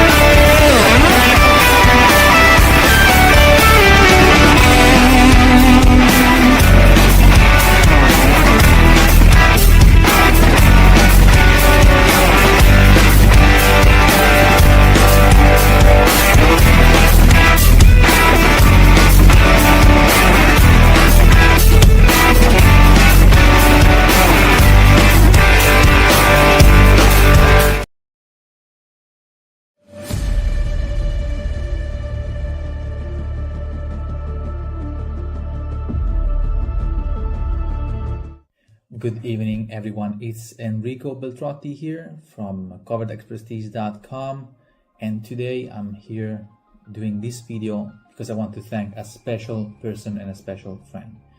This person is Juanita Kapp, which is the organizer of the Meticulous Martial Arts Moments Hall of Fame event, which was taken on the 7th of December 2024. I was inducted as an Italian martial artist, and to my surprise, I was also awarded the trophy for the Hall of Fame 2024 for the martial art I represent here in Italy, and the titles I hold with the Chinese government and from the Beijing Kunlun system. I am so grateful to be part of the event, and I'm also so grateful to have a chance to represent all of this package just in a unique event such as the Meticulous Martial Arts Moment 2024. For the people that don't know me and maybe know Juanita, I represent the Beijing Kunlun Kung Fu in Italy. I am a lineage holder of two Eskrima Filipino martial arts system. We have a school affiliation with the Cacoy, Cañete Doce Pares, and me and the team from Covered Expertise, we are founder and creator of a curriculum that is specifically made on the onboarding for all of our students, which is called Close Quarter Combat and Kali Silak Bow, which is just being introduced. Covered Expertise is based on traditions. Seems like quite a modern organization, but it's truly based on tradition, specifically Chinese tradition. For this reason, I want to also talk about what we achieved during these years and what we will do in the next years as an organization and also as a fantastic team altogether. Covered Expertise is based on something that is recalled from the Confucius dialogue, and it goes something like this. And to become a true master, you have to investigate the old and know well the new. And this is exactly the mentality that I'm pushing with the organization.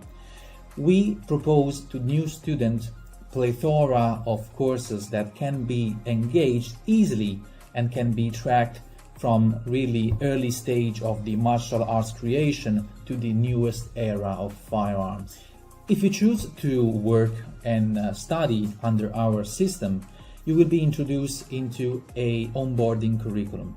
You will be able to select close quarter combat as your main self-defense system, or you're going to be able to select a Kali Silak Bow, which is just a flow kind of system, which actually it's holding 3 lineage altogether.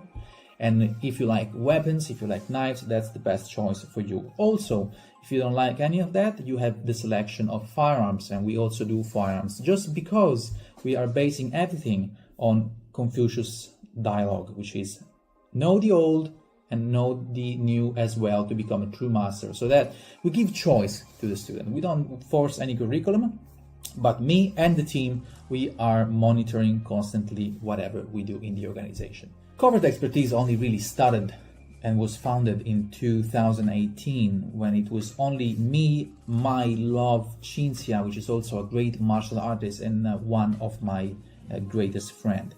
And we had this idea which was just at early stage. During these years, I've encountered the most brilliant martial artists in Italy, and they joined the cause, creating what, with my help and me with their help, what is now coveredexpertise.com. Rather, we started off as an organization, and now really I can call myself as a network organization kind of thing. But really now, lately, Covered Expertise is becoming more of an idea in which the student or the practitioner has to be prepared at 360 degrees and has to be, covering all the ranges of fighting. Still being able to follow tradition and still being able to identify what is traditional, what is new, what is long range, what is short range, and etc.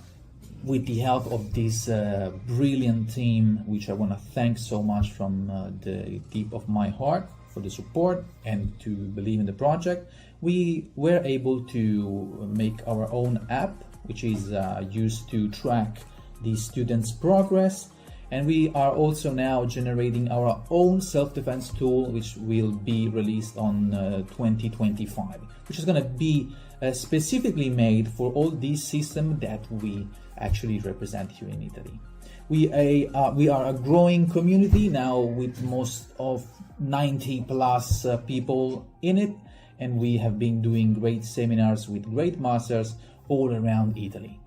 One of these great masters is Sifu Mark Stas, which I want to tag in the video, and I want to also thank so much for giving me such brilliant, actually very smart fighting tips, and also to manage the organization as well. I don't want to keep you in this video for too long. I'll be just short now. I want to again thank Juanita for the chance and for awarding me in the Meticulous Martial Arts Hall of Fame. I want to thank Mark Stas for being always a friend and a great, one of the best teacher around. I want to thank also every GM that is in the organization that we represent, such as Anton St. James, Bobby Taboada, June Occidental, and moreover also the friends and instructors that are in the system, and also every seminarist and practitioner and friend from coveredexpertise.com. So expect a lot of new things coming in. 2025 is going to be just a great year with all the seminars and the new things that we will develop. And that's about it. Stay tuned with us and we will keep growing together. Thank you so much from Enrico.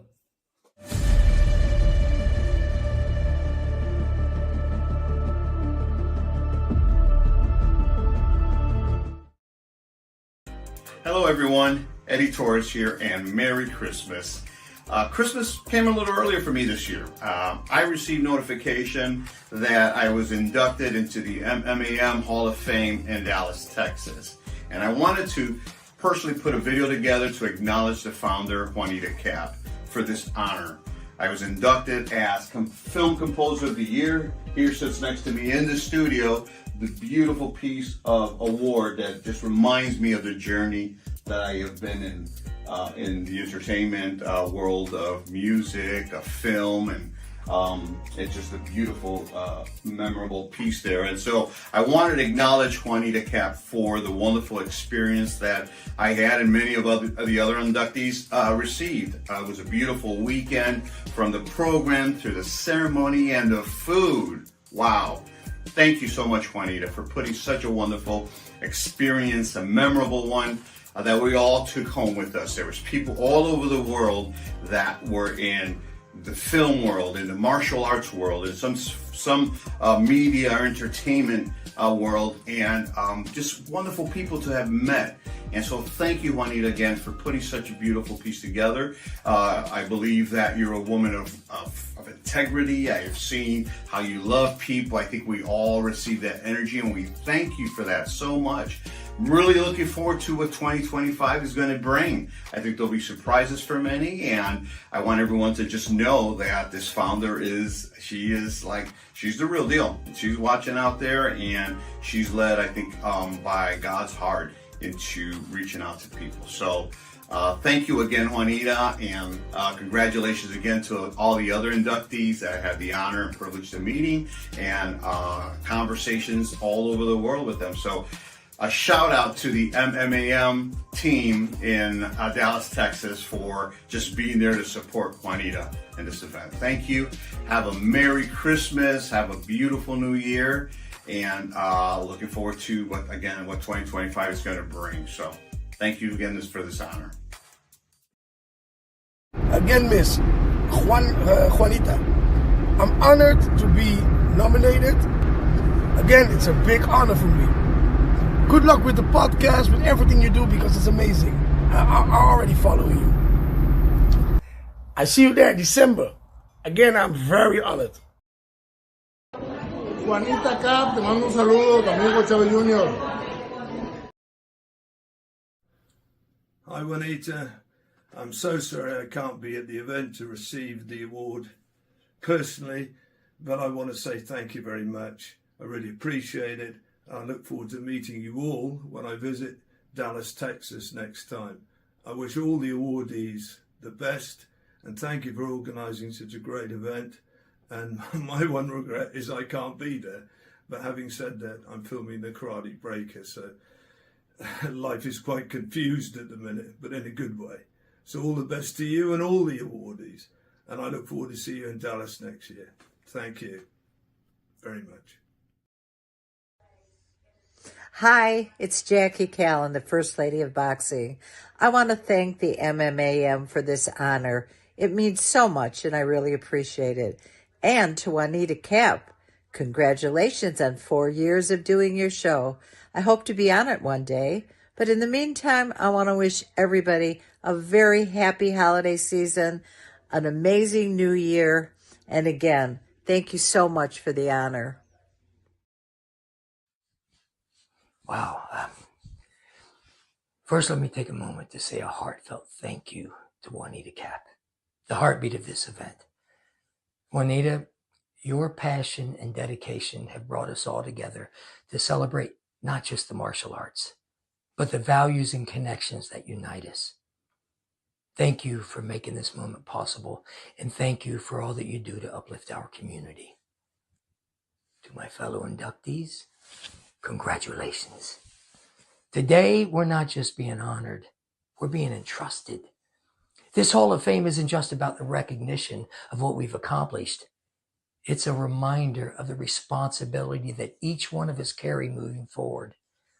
We're now the torchbearers, the examples, the mentors who can and must shine a light for others.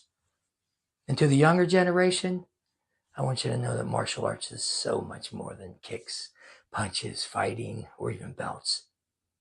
Martial arts is a way of life. It's a path to discovering the best version of yourself, not just on the mat, but in every part of your journey. So whatever your dream is, chase it with everything you've got. Work hard, stay focused. But here's the most important part, that when you reach the top, don't climb alone. Turn around and help lift someone else. That's where true greatness lies. Martial arts has taught me that the fight isn't always external. It's about mastering yourself, your fears, your doubts, and your challenges. I want to thank you all for this incredible honor. I love you all, and I am so grateful for this moment to share it with such extraordinary people. So let's keep inspiring, let's keep growing, and keep lifting each other up, because we rise by lifting others. Thank you. I love you. Godspeed. Hey guys, I wish you all the best weekend in Texas. Big shout out to Juanita Kapp, my friend. Well done for organizing this event. Big shout out to Meticulous Moments, everyone, all the inductees. Really hope that you guys will have an amazing, incredible training camp, as well as the awards night for the Hall of Fame for Meticulous Moment. So guys, have the best time, and let's all be grateful for everyone supporting this amazing community. Love to all you all. See for Damien from Australia. Hello everyone, Mark Strange here. Just want to say it's an absolute honor and a pleasure to receive the award tonight. Hope everyone there are having a great time over in the US. And sorry I can't be there. I'm currently shooting an action movie in the UK. Thank you so much to Juanita Kapp and the MMAM group. Thanks everyone. Have a fantastic time over there. And yeah, all the best. And keep on kicking. All the best. Bye-bye. Greetings. This is Grandmaster Michael Hornsby from San Antonio, Texas. I just want to take a quick moment to just share my gratitude and my humbleness to just say thank you to Juanita Kapp for inducting me into the Meticulous Martial Arts Moments Hall of Fame. It is such a great honor to be a part of the group that's been inducted. And I just want to say, y'all have a Merry Christmas, Happy New Year, and positive thinking is a true force. Again, thank you, Juanita Kapp and the Meticulous Martial Arts Moments Hall of Fame. You have a great one.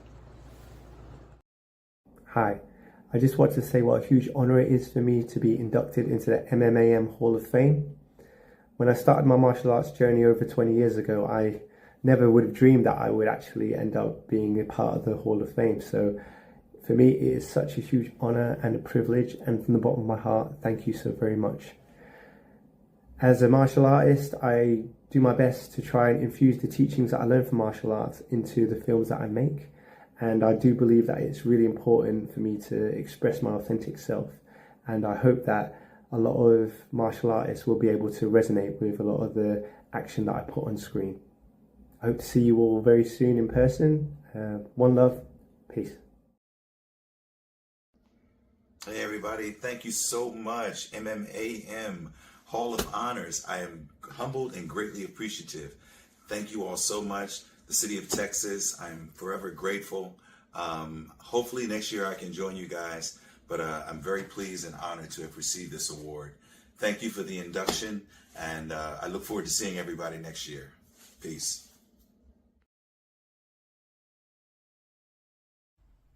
Welcome everybody, Master Valentino Solinas from London here. I would really like to give a big shout out to my friend Juanita Kapp, who is organizing an amazing event next week in Dallas, Texas. I am speaking about the Meticulous Moments Martial Arts Mastermind Hall of Fame 2024, which I am really proud and honored to be part of. Events like this are really important, especially nowadays that martial arts are not so popular as they were in the 80s, for example, and there are too many federations, which create an idea of separation instead of the union of people that have the same passion. And you can call it Taekwondo, you can call it karate, you can call it Kung Fu, you can call it in many ways, but in the end, it's martial arts. So thank you again, Juanita, because during happenings like this, people from all over the world with the same interests, masters, students, they can meet and share ideas, and share opinions, share knowledges. They can share dreams about the future of martial arts. They can create friendships and they can create a strong community. So once that's said, see you next week in Dallas, people, to have fun together and be part of this unique event. Hello, I'm Ron Hall, also known as Kung Fu Brother. You may know me from movies such as Triple Impact, Bloodsport 2, and most notoriously, Vampire Assassin. I would like to thank Juanita Kapp and Grandmaster Gary Amon for allowing me to be an inductee into the Meticulous Martial Art Mastermind Hall of Fame this weekend in Dallas, Texas. Thank you very much for your support, and I look forward to seeing you there. Amu Tafu.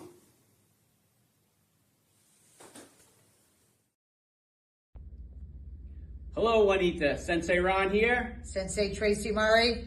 And we are very honored to accept this award on behalf of myself, Tracy, our awesome son Kyle, and amazing daughter Dorian. The Fighting Murrays have been at it a long time. I want to wish congratulations to everybody in the audience, all the entire martial art community. And I want to thank you, Juanita, especially for everything you do to bring us all together and all the love you share around the world. Thank you so much, Juanita, for this amazing award. We feel so honored on behalf of both of us and Dorian and Kyle. We enjoy so much being a part of the martial arts community, and we thank you so much. Congratulations to everyone who is there attending this amazing event. We're sorry we can't be there, but thank you so much, and we look forward to receiving the award soon. Os. Buenas tardes. Mi nombre es Rogelio Díaz Álvarez. Es todo un honor para mí ser incluido, gracias a la maestra Juanita, en esta nominación del Salón de la Fama de Texas, Dallas. No sabe cuánto honor usted, maestra, me ha permitido en formar parte del Salón de la Fama, y cuánto le agradezco desde Cuba estar dentro de tantos prestigiosos artistas marciales del mundo y contar con el apoyo de usted en ser miembro de su Salón de la Fama. Es todo un honor, repito, desde Cuba, poder estar incluido en el mismo, y ser parte de este. Lo más que me queda es darle mi agradecimiento y compromiso en compartir junto a todos los hermanos del Salón de la Fama y luchar por defender la práctica de las artes marciales a nivel mundial y estar dentro de ustedes formando un fuerte equipo de trabajo y dispuesto aquí desde Cuba en contribuir con ustedes en el desarrollo de las artes marciales. Gracias una vez más por todo y mi saludo y respeto desde Cuba para todos los miembros de este Salón de la Fama. Hi friends, Sunny Singh here, Canadian action actor, Taekwondo World Police Champion 3 times, ex-law enforcement officer, celebrity bodyguard, and fight choreographer. And I'd like to share 2 news with you, right? 2 news with you today. Number 1, it's about the show. It's called Meticulous Moment. Many congratulations, Juanita Kapp, for your anniversary of your show, Meticulous Moment. I was on a show, it was an awesome show, and I'm looking forward to part of that show again. Second news is Hall of Fame. So it's called MMAM Hall of Fame Award. It's going to happen. Yes, it's going to happen this year, 2024, from 6th December till 8th December. And I'm really honored to be part of that Hall of Fame Award as well. So, guys, this is a great way to get to know another martial arts celebrities. So I want you to go there and check it out. And I hope to see you soon. Ciao. And again, many congratulations to all. Cheers. Okay.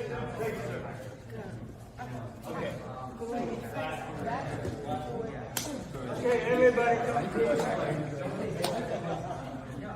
Okay, let's review what you like. What is the first thing you do? You remember? Oh, relax. Go back to the room and rest. Okay,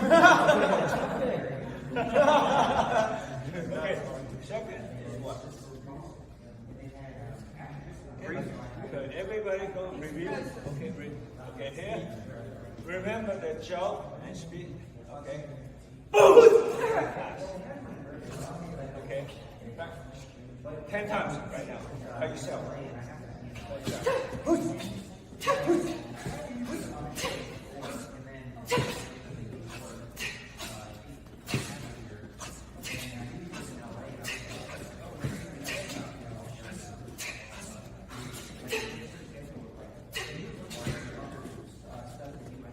Okay, good. What's the third one? Hello everyone. My name is Martin Noosa. I am a filmmaker from Gibraltar, and I would like to congratulate Juanita and her great team for this lovely event. And I'm sure that ma'am is going to progress in the years to come into an even bigger and prestigious event. I wish to congratulate all the inductees also. It's a real honor to be involved in such a great event, and I wish to thank you, although it's not in the live stream and it is recorded, unfortunately, because of time differences. But I wish to thank everyone, especially Juanita. It is a great honor to be inducted into the MAM event, and I wish success for everyone. It's great that you are all involved, or mostly all involved with martial arts, because this is a great tool that we can utilize in some of our productions moving forward. So yes, thank you very much. It's a real pleasure to be amongst a great personnel like yourselves, and I wish you all a Merry Christmas and a Happy New Year for 2025. God bless.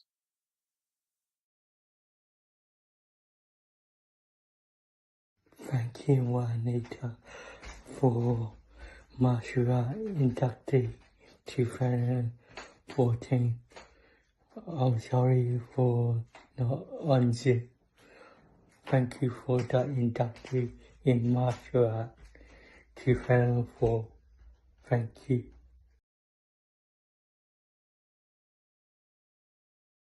Hi guys, I'm Juan Javier Barragán. I'm very grateful and honored to be granted an award by Juanita Kapp, the MMAM Best Male Action Movie Star Debut of the Year. I'm very grateful to be an ambassador for the brand also. And I've got some up-and-coming news for you guys that from next year on, Juanita Kapp is going to publish my book series. I've never imagined that I could do such a thing, but if you follow your dreams, everything can happen. So I'm very grateful and honored. I'm sorry that I couldn't be attending in Dallas, Texas for the Hall of Fame induction, me and my girlfriend. But for now, we want to wish you a Merry, Merry Christmas and a Happy New Year.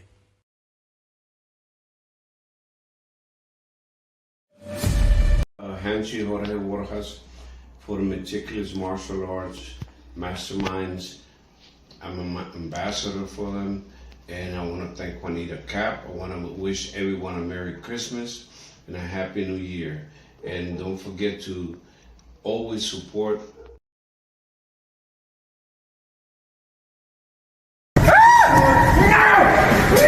I'm not done! Stop it! Where's your Christmas cheer?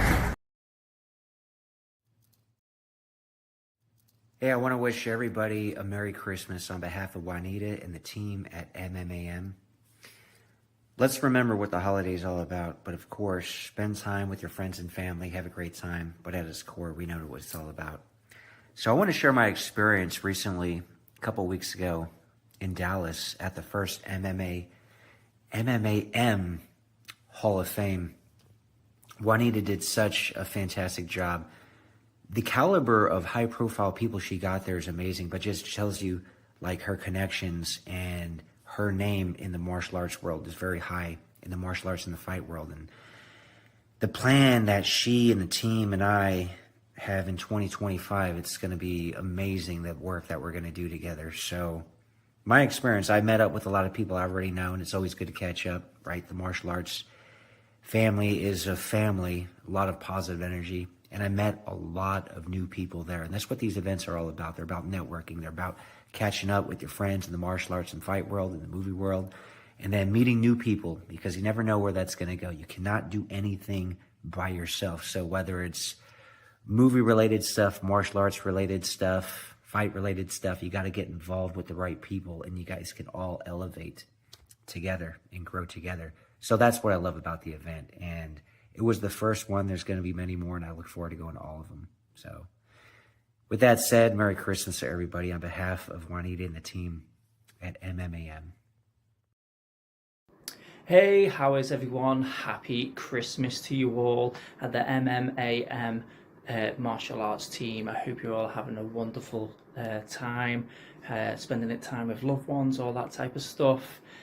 Big shout out to Juanita again for pushing us all forwards for that amazing Hall of Fame that we've just had. Unfortunately, I couldn't fly out, but I've been watching the videos, taking part and all that type of side of things. And it looked amazing. I can't wait for the next event and hopefully get a ticket, fly out and see you all.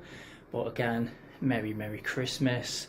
If you can't spend time with loved ones and stuff like that today, and you're struggling to have people around you, but just take this time to be grateful. Maybe, you know, you got the roof over your head, you have the warmth on. Life could be worse than what it is. So just have that little bit of gratitude today to know that the MMAM martial arts team is around you, supporting you, and always there to help out if needs be. But again, big shout out to Juanita. I hope you all have a fantastic Christmas. God bless you all. Hey Juanita, just wanted to give a shout out. Have a Merry Christmas and a Happy New Year.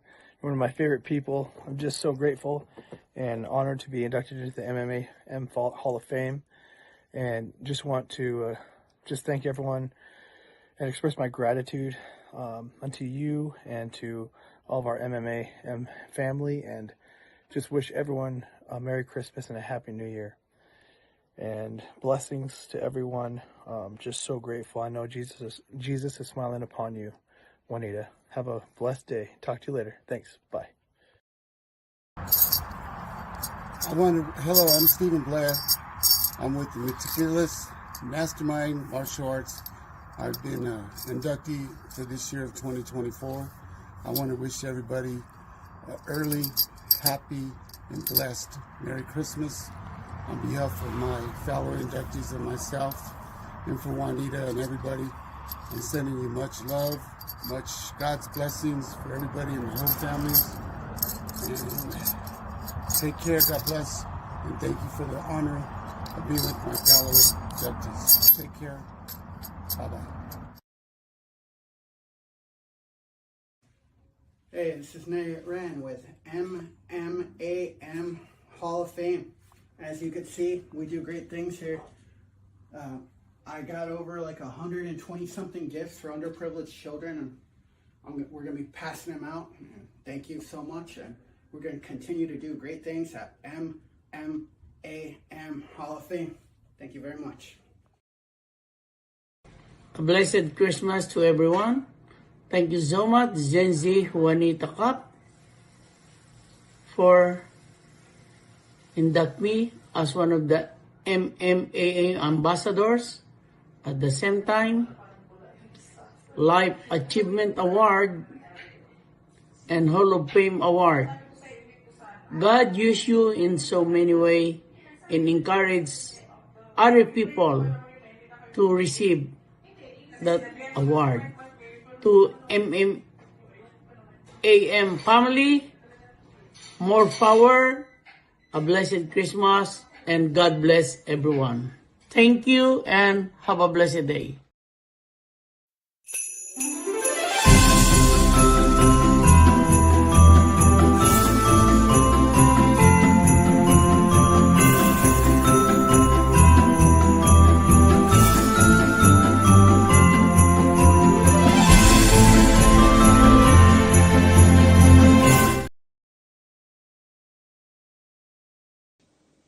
Hi Juanita, a very Merry Christmas to you, and thank you very much for inducting me into your prestigious Hall of Fame.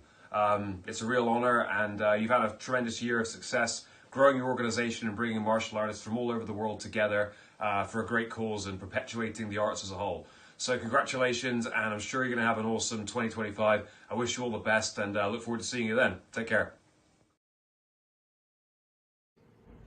Hi, my name is Vince Murdocco. I just got back from Dallas, Texas, where I was at the MMAM Hall of Fame. You know, I had a great time. I met some great martial artists. David Piazza, Kyle Green. A lot of fun. Listen, I want to wish you all a Merry Christmas on behalf of Juanita and the MMAM team. God bless.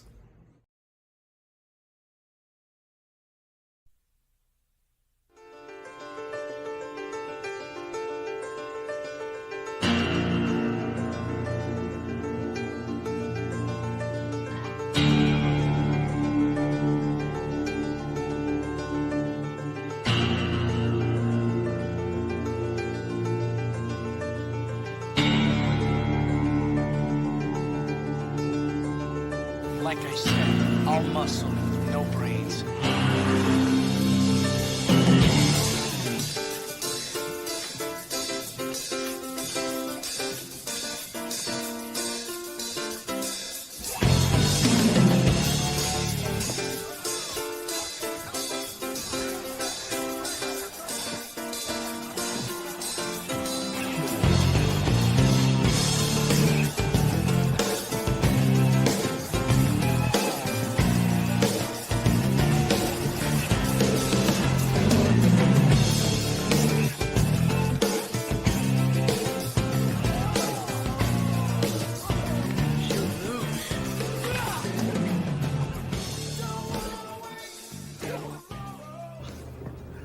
The report says he left because he had a nervous breakdown.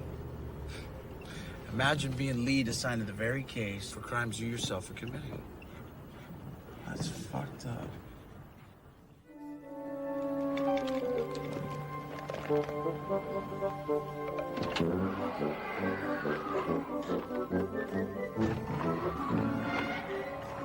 Hand over the ruby! Hey, I know you. You're the delivery boy that brought me that delicious Chinese lunch. Oh, you like that? Oh, most impressive. How do you get those great big rubies Inside the cookies. Well, first you take the tweezers, and then you open the cookie, and you gently put the ruby inside. I was gonna make it big no matter what. I have in the tank. I have an offer to make you, Brian. I think you're gonna like it. You wanna fight for the championship? Yeah. It was all the warrant I needed. Not according to law. Fuck you. I caught the bastard in the act. He was about to use a whip on her, for Christ's sake. She was 12 years old. The jury said I was right. They didn't say you were right when they said you were justified. So it's over. The warrant's finished? Not quite. They managed to kidnap Carla. I gotta find her.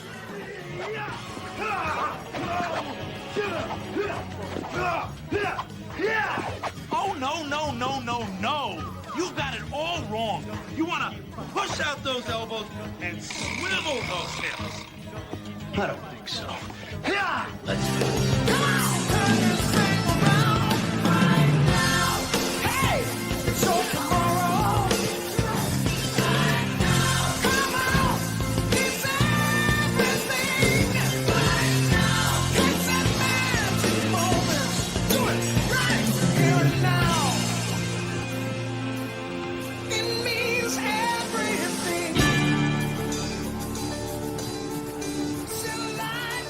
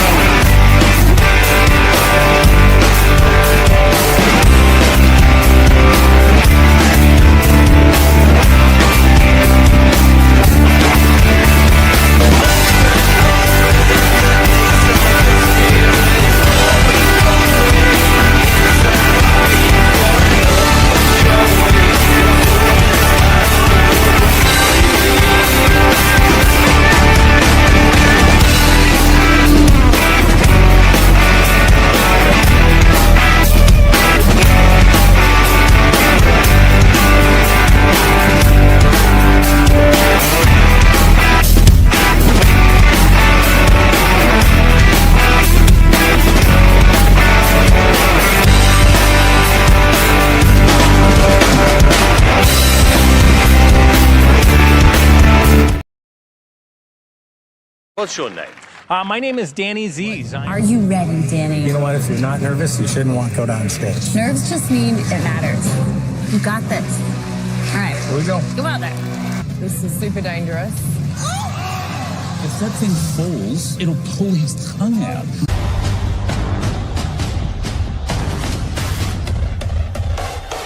What the fuck?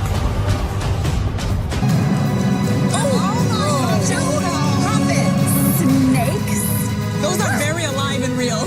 Yes. They're very alive and real. There's no way back from a thing that's this hot. sir. You got 10 seconds. 9, 8, 7. 10, 9 seconds. Hurry up. 7. 5 seconds! 6, 5 seconds. 5, 4, 3, 2. 2! Woo! 2, 1.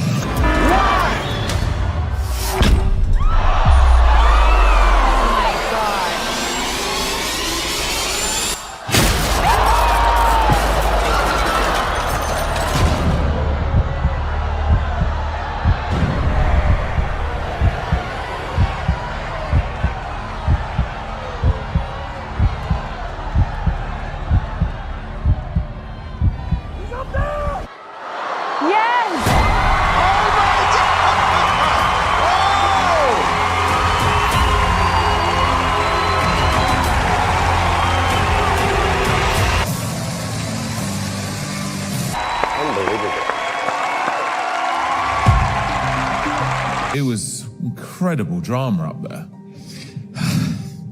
And you're shaking. I mean, it's stunning entertainment. I'd love to kick it off with your first yes. Congratulations, mate. It's a yes for me.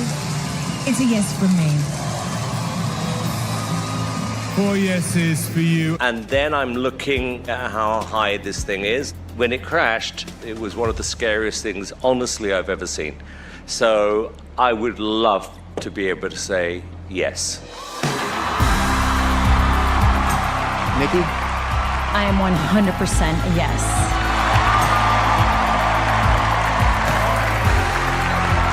I'm gonna have to say that I'm a yes as well.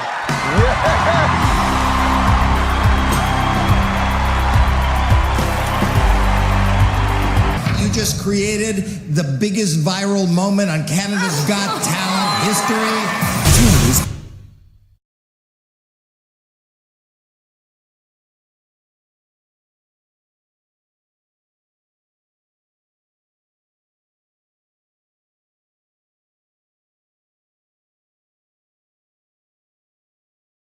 Hey guys, my name is Michel Lopez Cardozo. I'm a historical fencer and an actor. You might know me from my roles in Vikings as King Haakon, Game of Thrones, Chaos with Jeff Goldblum, and to Amazon Prime series Suka, which is a biker series, and the Tatas, and many movies. And I'm going to be, together with a lot of other martial artists, at MAM. And that is a conference of stage combatant and actors. People that do cool stuff for movies and make all your action in the movies look as cool as it is. I'm a fencer, so I'm a sword fighter and specialized in medieval combat, basically in historical fencing manuscripts. There lies my knowledge. And I'm gonna be online for a MAM event the 6th of December. And it's gonna be at 12 p.m. CST. And I hope you are gonna be there and join us with all the other guys that you probably know from movies. So hop on board and hope to see you the 6th. Ciao. And last but not least, MAM is organized by Juanita Kapp. So, chapeau, great job. Ciao, ciao.